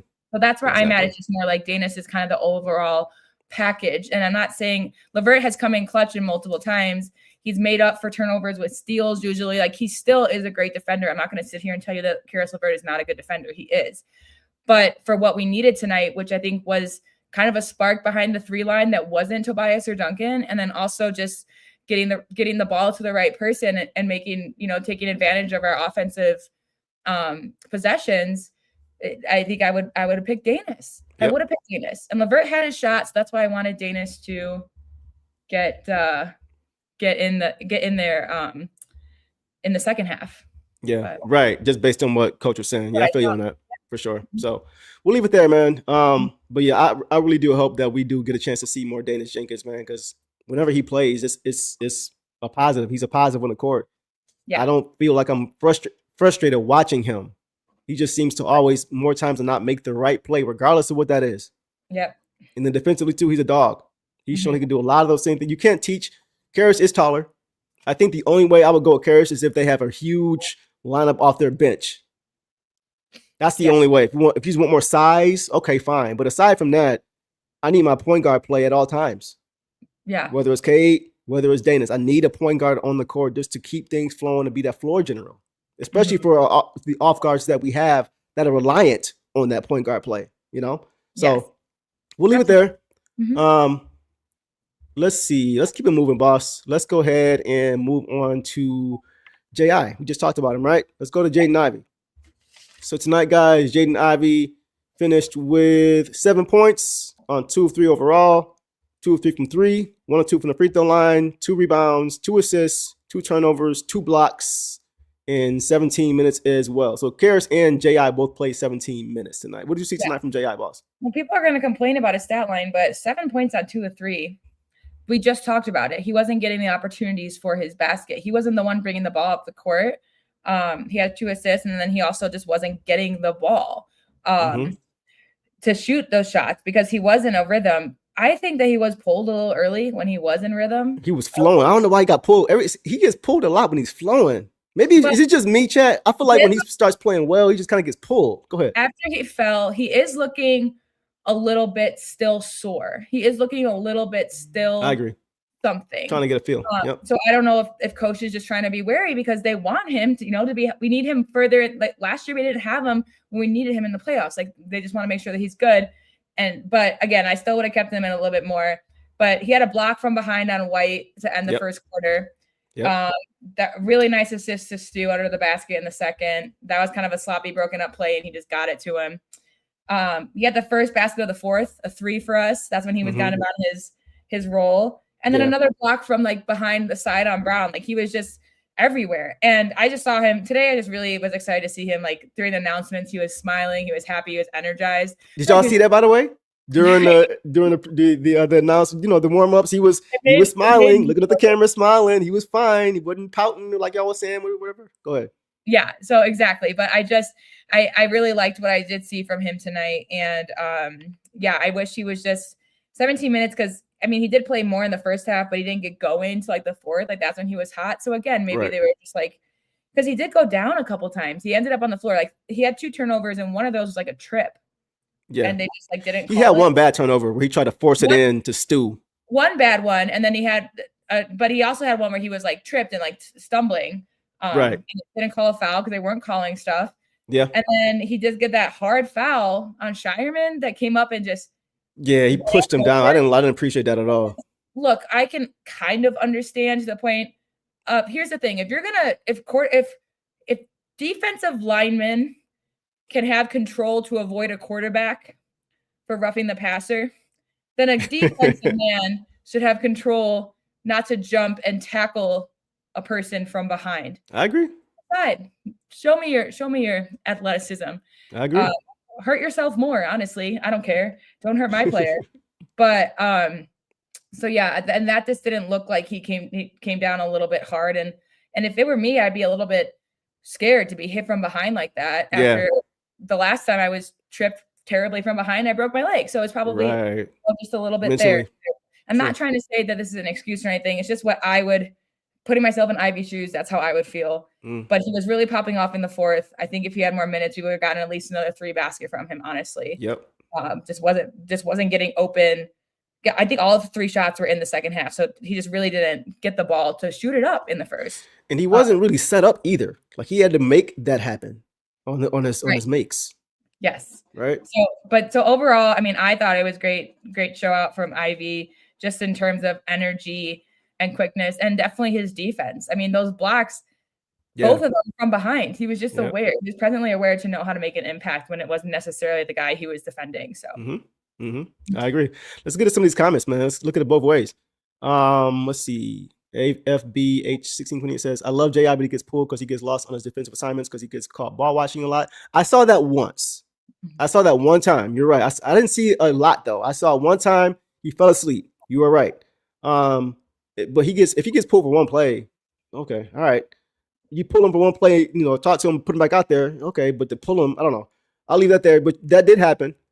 James says it would be a huge mistake to trade Ivy this year. We can sign him for a dime. Jaden Ivey was definitely a game changer for us towards the end. He had 7 points in a row. Ethan says his 7 points were all in a row from down 3 to up 4. Then he got pulled after what was a poor decision to force into the paint. Right, that pass. Right. So this is the second game, though, where when he was in the game, he made a difference and we went up. We took the lead. Right. So MB Will said J.I. still hurt. It's obvious he's earned a lot of respect from this outcome. Right. For sure. So. Yeah. So look, not to compare too much, guys, but like I'm just looking at the box score. Caris played 17 and had 2 points. J.I. had 17 points in 17 minutes and had 7 points. Caris LeVert 1 for 6. J.I. is 2 for 3. You know what I'm saying? So I'm just looking efficiency.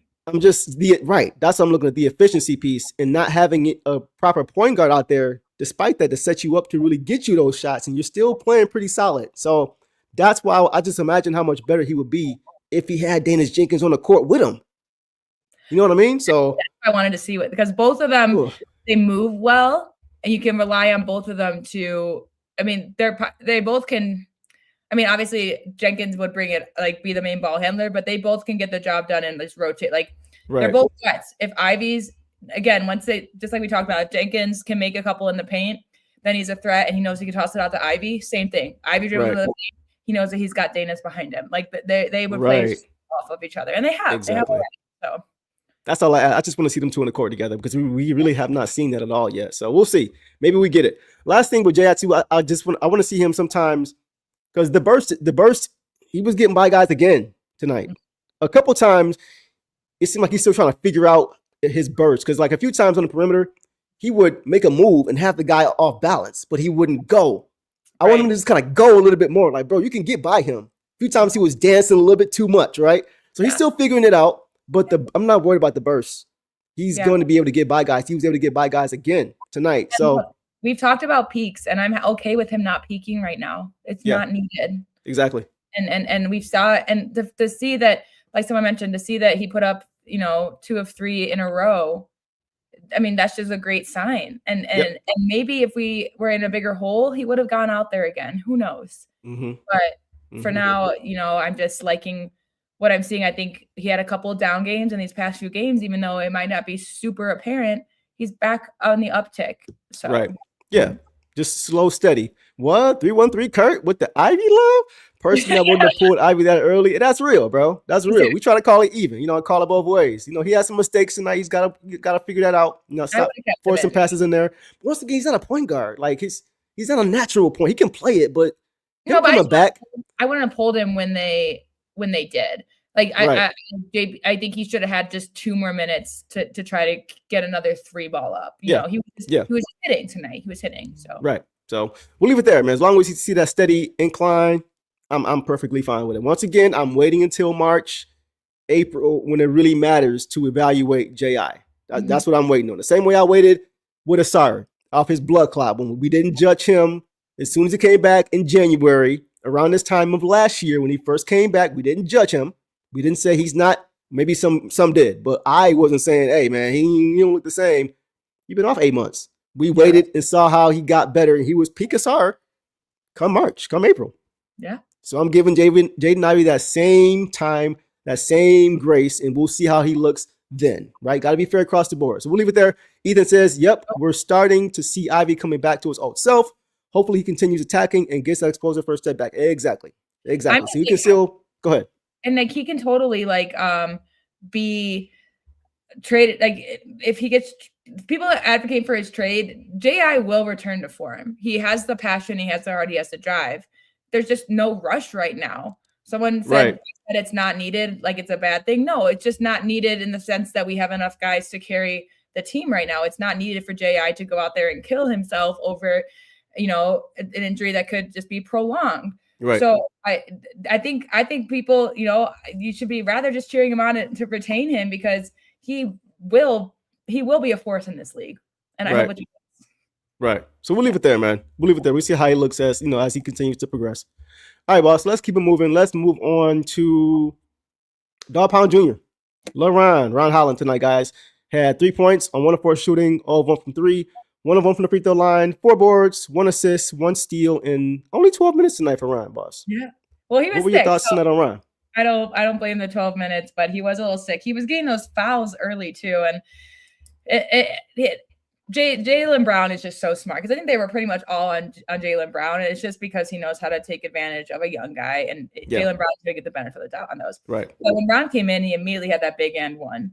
Yeah. Did you know? Because Scalabrine had to talk about the play before, but he did. Of course. He had a big end one. At the end of the third, at the buzzer, he had that steal on Anthony Simons. Yeah. just to keep momentum high. I just love just like Jaden Ivey's block at the end of the quarter, like that just starts the next quarter off on the right foot. I love it. Yeah. And I'm surprised he only had 4 rebounds because they were big man rebounds. This is like how I can be nitpicky with JD. If Ron Holland can go up there between Kada and Shireman and grab 2-hand big man rebound and hold on to the ball, anyone should, especially if you're a big guy. I mean, I'm not even going to direct it towards JD anymore. I'll direct it towards to Ayton. Okay, that's fair. That's fair because JD been hooping. JD been hooping.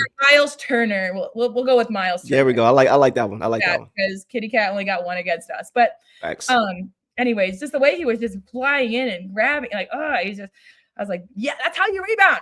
But he plays big, man. So good. So I loved all of Ron's minutes. He was just a 4. I think only 1 of 4 on field goals, but not mad about it because he's out there for defense and he's out there for his energy. And again, he did only play 12 minutes. We usually see at least 17 to 20 from him. So I just hope he feels better because Ron against the young Pels, against Jeremiah Fears, Derek Queen, Trey Murphy. That's going to be fun. So I hope that he gets better quickly. Because I think it's a Ron game on Wednesday. I'm predicting that if Ron's feeling 100% better, it's a Ron game.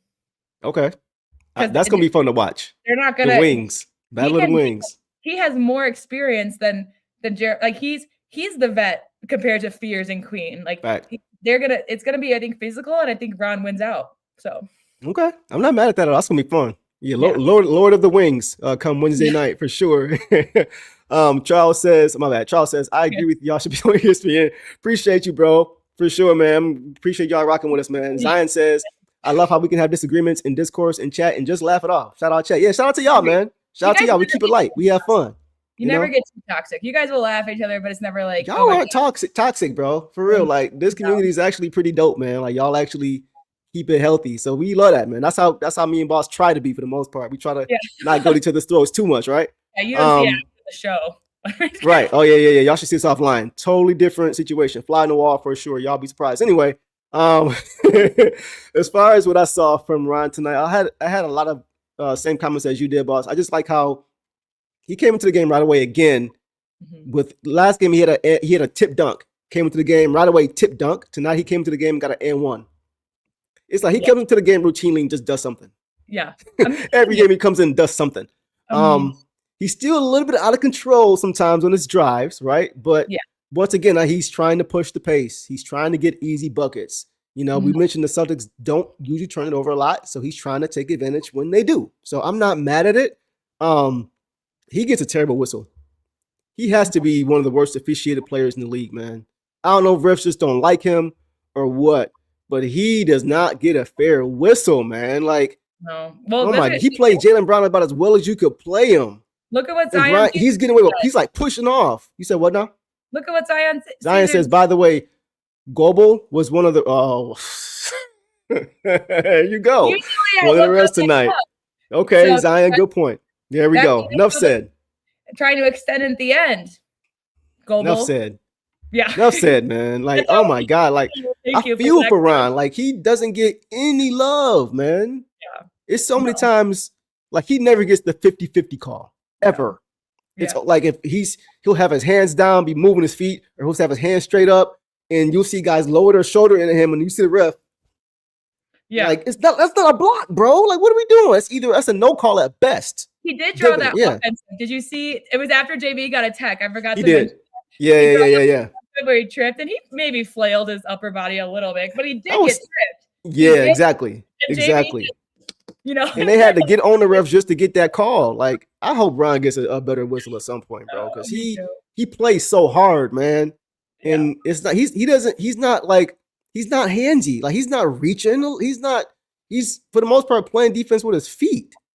So it's just like, Mickey Mouse falls, bro. This is crazy. So he got to earn his keep, right? Second year player.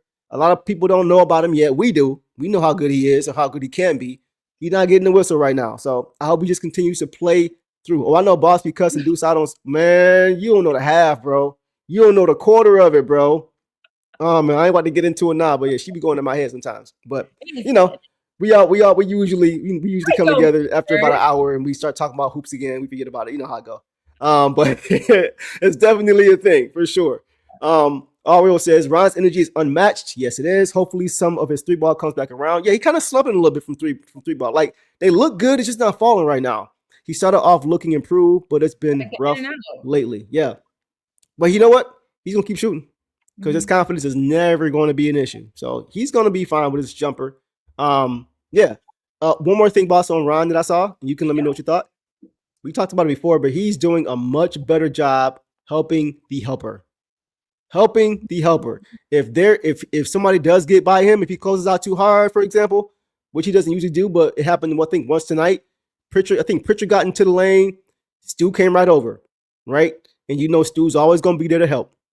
But we've seen many times in the past when Stu comes over to help, he contests and they get an offensive putback because they didn't rotate and help the helper. They didn't come back and help Stu. Tonight, as soon as Stu came over, when Ron got beat, Ron immediately went over to Stu's guy, which was Luka Garza. He boxed him out, grabbed the rebound, and pushed the break. He has gotten so much better. Early in the year, I would see Stu get frustrated with him because he wouldn't back him up. Stu would go up, and the shot would go up. Stu wouldn't be able to get to the block, and right behind Stu, would get the offensive putback because Ron was leaking out too soon. Yeah, Ron was leaking out instead of getting on the glass. Now Ron is boarding and pushing. So he's made a huge improvement in that area. I'm going to give him credit for that for sure. Didn't he just talk about, I feel like I saw it maybe on Piston somewhere, he talked about how he's gotten better at rebounds because coach put it in showed him that he could. They watched film and they're like, look what you can do. And I'm sorry I don't have a source right now, but I know that they had that conversation recently, like, Ron, you can go do this. And again, and tonight, like I'm saying, his rebounds looked a little bit more aggressive tonight. Yep.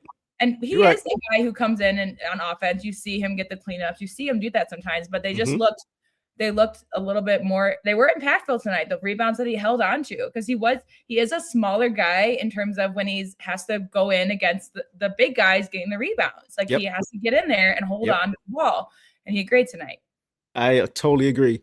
Let's get a few comments here, Boston. We'll keep moving. Mausher says, not implying Ausar will be bad, but I think Ron has a higher ceiling. I think right now Ron's a better two-way player on both sides consistently to where you know what you're going to get, right? I think there are games when Ausar just goes wild and just shows what his ceiling is.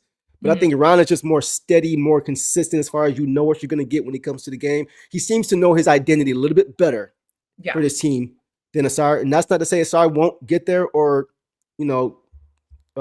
jump past him or whatever, but you know what you're going to get when Ron comes into the game, every game. So that's what I'll say about that. Great Tate Debate says Eastern Conference is possibly getting stronger than the Western Conference, especially with trade deadline looming. I still think the West is still the best. I still think the West is. I can see the Knicks and the Cavs best conference. Yeah. I think we'll still try. I think a lot of teams out West will come over here and be much better than the Knicks and the Cavs. They would easily push those teams down the standings compared to where they are right now. So I would still give it to the West for sure. 313 Kurt says Ron is a definition of go get your dog. Right. Go get your dog, bro. Go get your exactly 100%. I think Ron is 6'8". Yes. Yeah, man. And Robert says, I love listening to you guys. I don't say much. I've been watching the Pistons since I was a kid in the late 70s, and I love listening to you guys. Appreciate that, Rob. For sure, man. You were a real fan if you back in the 70s, for sure. Yeah. So let us know your favorite 70s memories and 80s memories and all that stuff for sure. Appreciate having you here, man. For sure. All right, boss. Let's keep it moving on and jump to Javonte Green tonight, guys. Javonte Green finished with 3 points on 1 for 2 shooting. Both of his shots were threes, 1 for 2 overall. 1 board, 1 block, and only 7 minutes. So a few guys who we usually see getting more minutes, like Ron with 12, Javonte with 7, not getting as much tonight. What were your thoughts on Javonte Green tonight? Yeah, he was also who I kind of was like, oh, they're going to bring him in for the last play. Because he, again, 7 minutes, 0 fouls again. But, of course, hold on. But I just he had a good 3. He was 1 for 2. Yeah. So both of his shots were threes. He missed his first one, got his second, got the rebound. He had great defense on Derek White at the rim. That was when Derek White made him turn it over and lose it because he just did not like Derek. It started on the perimeter and Javonte just did not let him have the shot. And then, I saw that. the corner three that he did make in the second was the one to take the lead. Yep. And then we built off of money. that. So money again, from the corner. just beautiful, clutch, timely shots from Javonte Green. And yeah, it was kind of crazy that we only saw 7 minutes from him, but he'll also be fun on Wednesday because I'm sure he'll get more minutes too. That's gonna be fun, man. Like watching him go against those guys over there. That's Pels. He was on the Pels. Yeah. For a little bit. Yeah. Okay. Oh, Javonte? Yeah. Was he? You sent me the video. He did.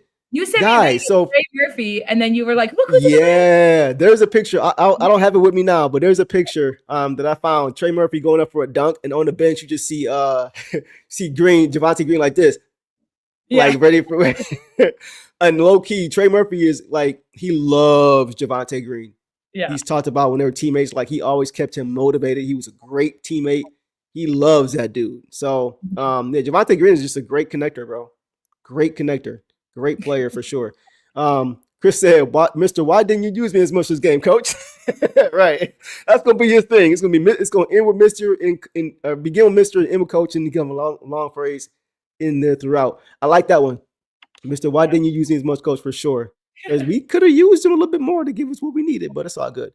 Exactly. Bionic Base Player says, "I know Eric Vincent was happy with Derek White's stat line. What did he do tonight, bro? Let's see what he did tonight." I think he was 1 of 8.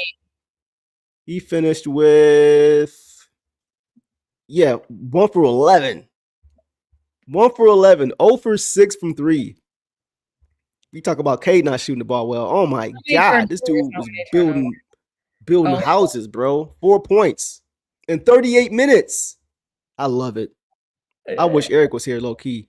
He would be having a field day right now. Last 2 games, Derek White got dunked on by said Javonte Green and shot 1 for 11. Oh, that's terrible. That's hilarious. Yeah, he got blocked by J.I. too. That was the other. That was the other block that he had. The first one was on Jalen Brown, I think, or the other one was on Jalen Brown. Yeah. But I love it. I love it, man. So Javonte Green didn't play a ton, but he did enough. He didn't hurt you, like we always say. Right. Only 7 minutes, but he was still on the floor for that last defensive possession. What do we always say? He may not start games, but he will finish some for you, right? This is another example of a guy you can just trust. Yeah. You can trust him. 100%. I would say he's not the best at anything, but he's good at a whole lot of stuff. Yeah. So, all right. We'll leave it there, guys. Let's move on, boss, now to Isaiah Stewart, our last player for tonight. Tonight, guys, Stu finished with 8 points on 2 of 5 overall. 0 of 2 from 3. Couldn't knock down the 3 ball, but he didn't make all 4 of his free throws. 4 boards and 1 block, boss, in 21 minutes. Take off on Dog Pound Sr. I think all of his 8 points were in the first half because I remember them saying how he was a little bit on a roll with 8 points. I could be wrong, but I'm pretty sure they were all there. The second was just that beautiful. In the second, my only note for him was just that Cater rejection. Yeah, it was perfect. I mean, you can't even argue a foul. Like just straight up elevated, said nope, and then they zoomed down on his face. He's like, "Are you kidding?" Like, come on, bro. You don't know by now? This was a couple of plays after he got called for attack for Jaylen Brown being Jaylen Brown holding his arm. Like, so it'd be just nice to be like, yeah, no. And so he only had how many blocks? 1? 1, yeah. But he was still disruptive. Like guys weren't going down there. They weren't trying to get it over Stu. I mean, and again, to say they talked about him, the announcers, that he was, that's why he's in conversations for Defensive Player of the Year.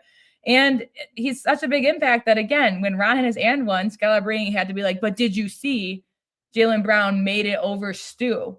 Like, it wasn't just like that Jaylen Brown made a basket. It was like, did you see who he made it on? It was because that's the impact that Stu is having in these games. So fine, have that Jaylen Brown, take home the L, but have your good job making a layup over Stu. But yeah, the block on Cato was just gorgeous. I mean, probably my favorite play of the game, besides maybe the block, Ausar's block on Pritchard on the perimeter. But those were both fun Detroit. A lot of candidates. Plays. So yeah, Stu, just another game where his numbers aren't huge and impact makes me want to have him in the starting lineup too. But Tobias, we needed situational yeah. tonight. But I did like to see him and Duren tonight on the floor, because we talked about this last game where the Suns were able to get a guy to the rim because Stu was trusted with a guy on the perimeter. Right. So when you have two bigs in, you can still put Stu on the perimeter and have a guy like Duren at the rim, or vice versa. So I did like that we at least got a couple two big lineups. And even the announcer said, they were like, yeah, the two bigs is how they beat them. They said, quote, when they go to the double big lineup, the Celtics don't have an answer for that. Yeah, exactly. Straight up. So, and we saw it. They don't have an answer for JD by himself.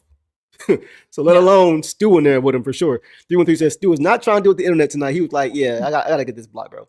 For sure. He's doing it routinely now, man. It's really so crazy. Yeah. He was good, man. He offensively, he was just cleaning up, nice finishes around the rim, nice dimes. Caris LeVert had a nice pass to him. J.I. had a nice pass to him, right? So he's just solid, man. Had those tap outs you mentioned, extra possessions. And you mentioned the presence defensively. Exactly, Charles. Just the presence. Making guys think twice when they go in there. So Rodney says, hands down, Beef Stew is a DPOI. I just did a short on that. Y'all go check it out on my YouTube page. Just talked about that with Lindsey Hunter and Tim Hardaway Jr. They're like, yeah, there's no way he's not the defensive player of the year. Yeah. No question about it. So he definitely deserves that for sure. Shout out to Stu, man. Shout out to Stu. Really. So that's all I got on Stu. Boss, anything else? Nope, that's it. Well, listen, guys, we are going to quickly pivot and talk about some all-star stuff, right? We just got the news today, guys, that Cade Cunningham was officially named a starter for this year's All-Star game. And there are the starters right there. You got Jaylen Brown, Jalen Brunson, Giannis, Cade, and Tyrese Maxey for the East. And for the West, you got Jokic, you got Wemby, you got Luka, Steph, and Shea. So big deal, man. Big day for Cade Cunningham, man. If you guys check out this right here, you can see based off the player rank that Cade Cunningham, if you look at the bottom where it says Western Conference, you see find Cade's name, player rank, he's number one. He was ranked number one amongst his peers, guys. Beautiful. Above Giannis, above Brunson, above Maxey, above Jaylen Brown, above everybody. He was ranked number one. The fans got to catch up. They had him ranked 4. The casuals got to catch up. That's why it's DVE. That's why it's Detroit versus everybody, because they don't know outside of Detroit what the real deal is, but we do. At least the media had him number 2. I'm cool with that. They probably had Giannis number 1. I'm cool with that. But that says a lot about Cade. That says a lot about Cade and the respect that he has garnered already around the league about how good he is. Straight up. They know. The media didn't have Giannis as number 1. The fans did. The media had Jaylen Brown as number 1. You're right. That's crazy. Take that, media. Well, because I'm so shocked by what he can do without Tatum. And I'm just like, but why? He a finals MVP, bro. He could hoop. Yeah. But whatever. But anyway, I just want to give Cade some love, bro, because people know. His peers know. They know how they play against him, right? So to me, that's what matters the most, right? Fans, okay. Media, okay. But those on the court against you, who got to line up and who have to guard you, and who guards you when you have the ball, they know. They know. Yeah. So I just think he deserves a lot of credit for that. It's not fluff. This is all on-court stuff for sure. You might say in the West that SGA would be the player rank too, but it was Jokic. Oh no, Jokic just hands down to me the best player in the world. No question about it. They don't even Steph Curry was 2 player rank. Wow. Yeah, that's crazy. Those are 2 guys that don't foul bait and get the job done. Right. I'm surprised Ant-Man is just 7th for fan rank. Wow. So, I know, but did you see that he was tied with Wemby? Him and Wemby were tied, and it was the media rank that broke it. Oh, I see it. You're right. Yeah, 4 and 5. Okay. Yeah. Interesting stuff there. That was I would rather see Ant, and I personally would have put Donovan Mitchell over Brunson. I think I would have too. Having a much more consistent. I would have too.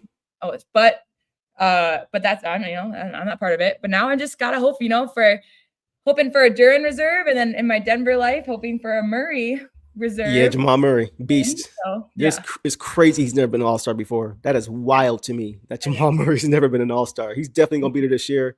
Jokic probably sitting out low-key so he can get more shine. I ain't even mad. I ain't mad. Do what you do.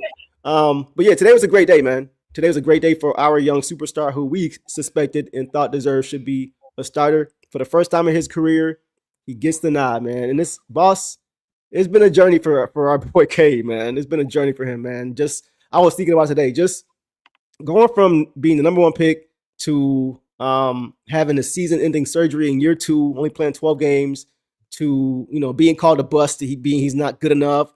The losing streak we had 2 years ago, to being called not as good as Evan Mobley or Jalen Green, how they were better than him, and then to being called the 67th best player in the NBA the start of last season, and then to finally having a team put around him, a coach put around him, a coaching staff put around him that can support him.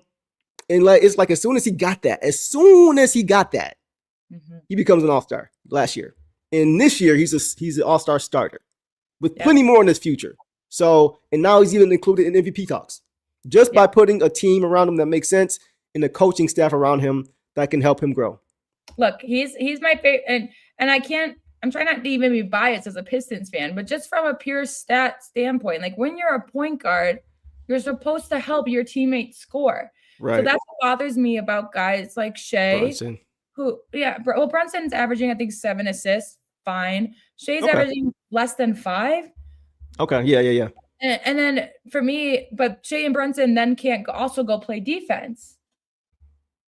Like I'll give that to Jalen Brown today, but like that's why just like Cade just overall as a point guard is finding his shots and letting his team find his shots. Right. And then he's also just not giving up on the other end. Right. And he's doing, like, again, tonight was probably the first time he's made more free throws than field goals, I would say. So that's very true. Very true. But you can't say that about a lot of the other guys on that list. Very true. So that's just like where my, because I can say with Jokic too, like Jokic is kind of the same way where he's a distributor and gets his own shots. Yep. So, and I just like that. And he's not even a point guard. Right. I just like that from guys. I don't like when you rank a guy so high, like Luka, but Luka is getting assists as well. So that's why I would put Luka and Cade above Shea, which is crazy to say. But that's I get it. Yeah, I see what you mean. But Luka don't play any defense. But Shea is not a good defender either. So I see what you're saying. I got you. But Luka is averaging, 9+ assists. He's right behind.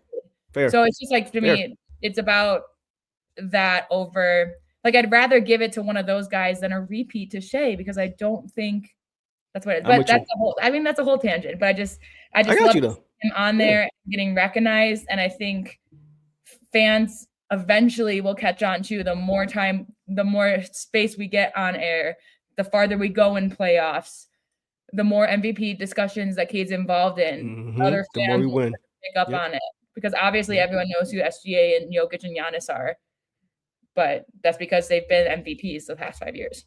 So. Right. For him to be number 1 amongst his peers over Giannis says a lot. Yeah. That says a lot, man, because Giannis is a force to be reckoned with. But once again, so is Cade. And people are starting to see that now that we're winning. He was averaging, the year we lost those games in a row, he was averaging like 23 and 7.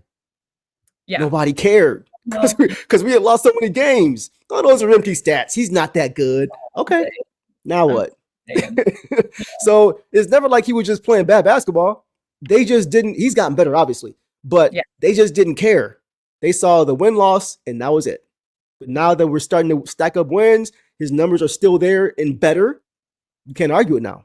Yeah. Can't argue it. Ethan says Cade won't win MVP until after he wins a playoff series. Maybe if he's the clear favorite out of those guys that are eligible, but SGA, Joker will for sure get it before Cade. Brown, if those two are. But here's the thing. To be fair, you mentioned SGA, Joker, and Brown. All 3 of those guys have finals MVPs. Yeah. All 3 of them. So that's fair, right? You can't. And I agree with the playoff series thing. I agree. You got to earn your stripes. I'm not mad at that. That goes into my whole thing about exposure too. Like, very true. That's what helps us get exposure. Because last year we got it, a little bit, but then the Knicks were the favorite, but we got it a little bit to the point of people didn't realize what we could do. Right. And then we lost, and they just, like, okay, well, that's done with. And now we're top of the East. And, it's all starting to build up. It's just all starting to build up. So. Yeah, definitely. I think that's fair. And one more thing on Ethan, I mentioned it before. The Pistons have never had a regular season MVP. Ever. It's never happened. Not even Isaiah Thomas never won MVP. Joe D never won MVP. Grant Hill never won MVP. Dave Bing was third in MVP voting. That's the closest I think we've gotten. So it's going to take a lot for him to get it. They're going to make him earn it, unfortunately. But he's going to keep knocking on the door, and he's going to get there because, once again, Trajan Langdon is building a good team for a long time. We're going to be winning for a long time, guys. So once you have that sustained success and once you win those playoff series and you continue to get better and you might be able to potentially represent Team USA for the American team as the best American point guard, and all these things start to kind of stack on top of each other, then it'll be a point where it's like, okay, he's got a resume now.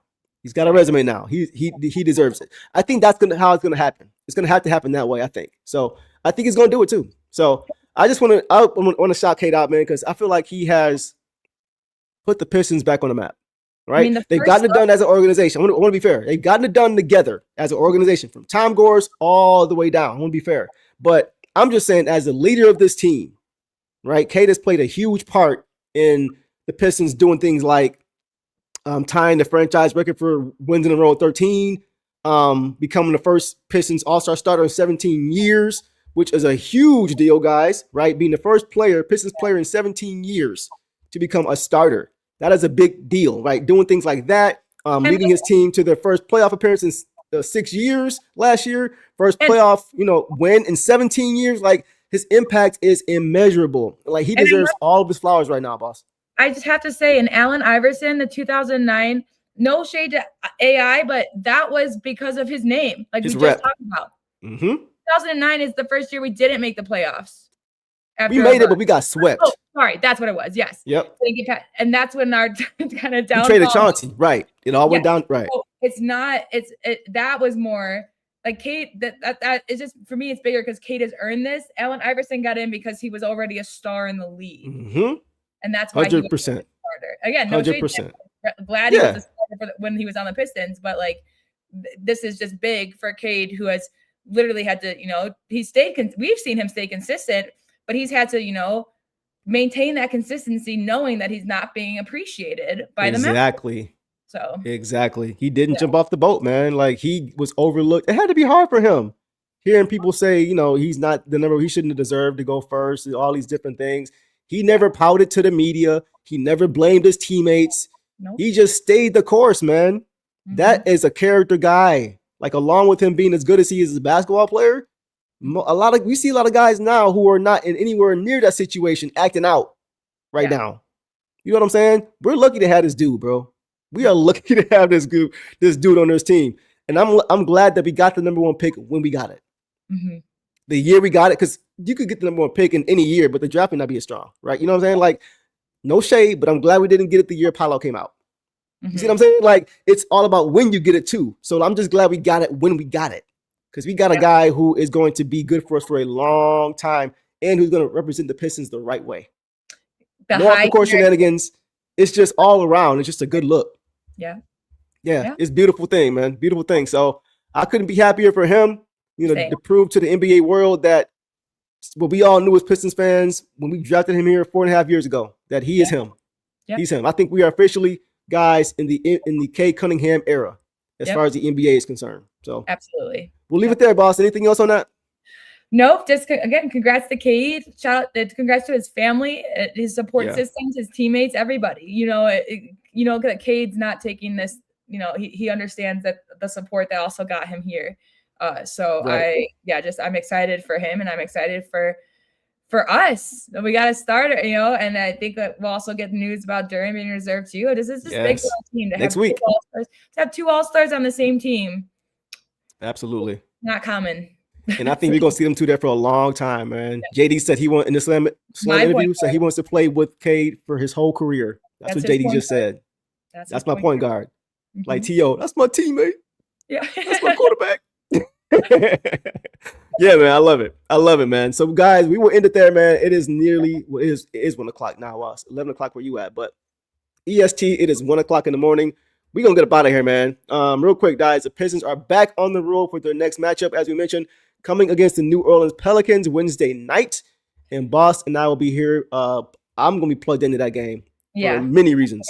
So look, if you guys like Trey Murphy, obviously, but that's who I'm excited about. But they have a lot of young talent too. I really like Derek Queen. I think he can give us problems, and I really like Jeremiah Fears as well.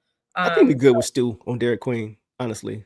Yeah, but then we got Zion too. He's back and healthy. True. And he's been doing well. But Derek Queen, he can get. He doesn't have to score, but he can assist and rebound. He's an all around. He's good. Player.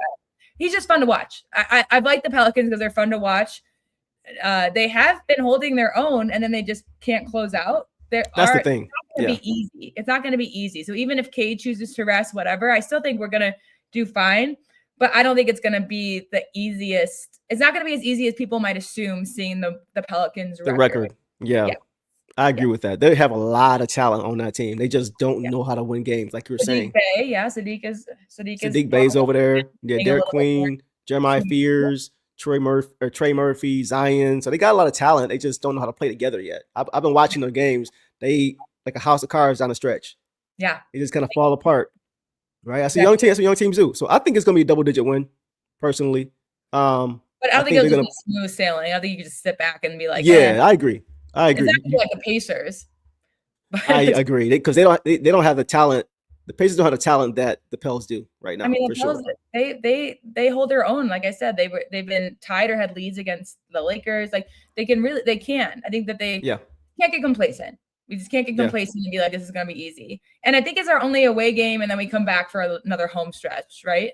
Right. Yep. Yeah. Let's check real quick. Let's check the schedule. So check the fifth row, guys. We see the Pelicans on the right, fifth row. Mm-hmm. That is the next game. Then we got the Rockets at home, Kings at home. Then we got the Nuggies, and then the Suns on the road. So we got 2 games back at home before we go out for 2 more games. So. And I did see someone ask if Jokic is going to be back for the Nuggets game. The 27th is his 4-week checkup. So that's when they said they'll evaluate him. And that's the day we play him. So we'll see. I can see them putting him in for limited minutes to keep him in the All-Star or to keep him in the MVP race. I can also see him coming back completely healthy and surprising us. I don't know. But I'll be there. I'm excited. I want to see him, but I'm like, I want to get that dub too. I want to see him, but I do not want to see him. I want to see how we look against them. I want to see these teams full strength. I ain't gonna lie. I want to see how we match up against Jokic. Say again. I want to see JD and Stu against Jokic. I think right, exactly. I think Ausar's assignment will be Murray. Honestly, but Jokic can do it all from everywhere. So I don't know who will be assigned. Yeah, JD and Stu gonna have to, which I think they will. They're gonna put in work. So we'll see, man. It's gonna be fun. It's gonna be fun, man. But guys, we appreciate you guys for showing up, man. We're gonna have the Sarah Bowl next week. That's hilarious. It's gonna be intense. It's gonna be fun. So we'll see, man. Yeah, for sure. For sure, man. So we'll leave it there, guys. We will see you guys on Wednesday. It's been a great show. We appreciate y'all hanging with us, man. 160 y'all hanging with us at 1 o'clock in the morning. That's love, man. So that's a wrap for this show. We appreciate y'all showing up and showing out that you guys always do. Make sure y'all smash that like button if you enjoyed the show and subscribe if you are new. That rhyme, don't hate the player, don't hate the game. Bars. Hope everybody has a great night, man. And y'all know the drill, man. Y'all be safe in Detroit versus everybody. Peace. All the dirty work, all dog. I'ma dive on the floor, go try to block every shot, and I'ma be physical with you the whole game. You know Stu gonna be physical with you. When you think of the Pistons, you think it's just hard work and just gritty basketball. That's just the identity you gotta have when you put on that jersey. I'm not your average breed of King9. Not a good dog, I'm bad boy for life. I set the tone, don't care about no tick. Let it be known, I get my respect. Come in the lane and see I don't bluff. If you retaliate, that's on ya. Talking pundits, I hear your shade. Talking that shop, you must run this way. Put the dog palm, mess around, find out, Put the dog palm, mess around, find out,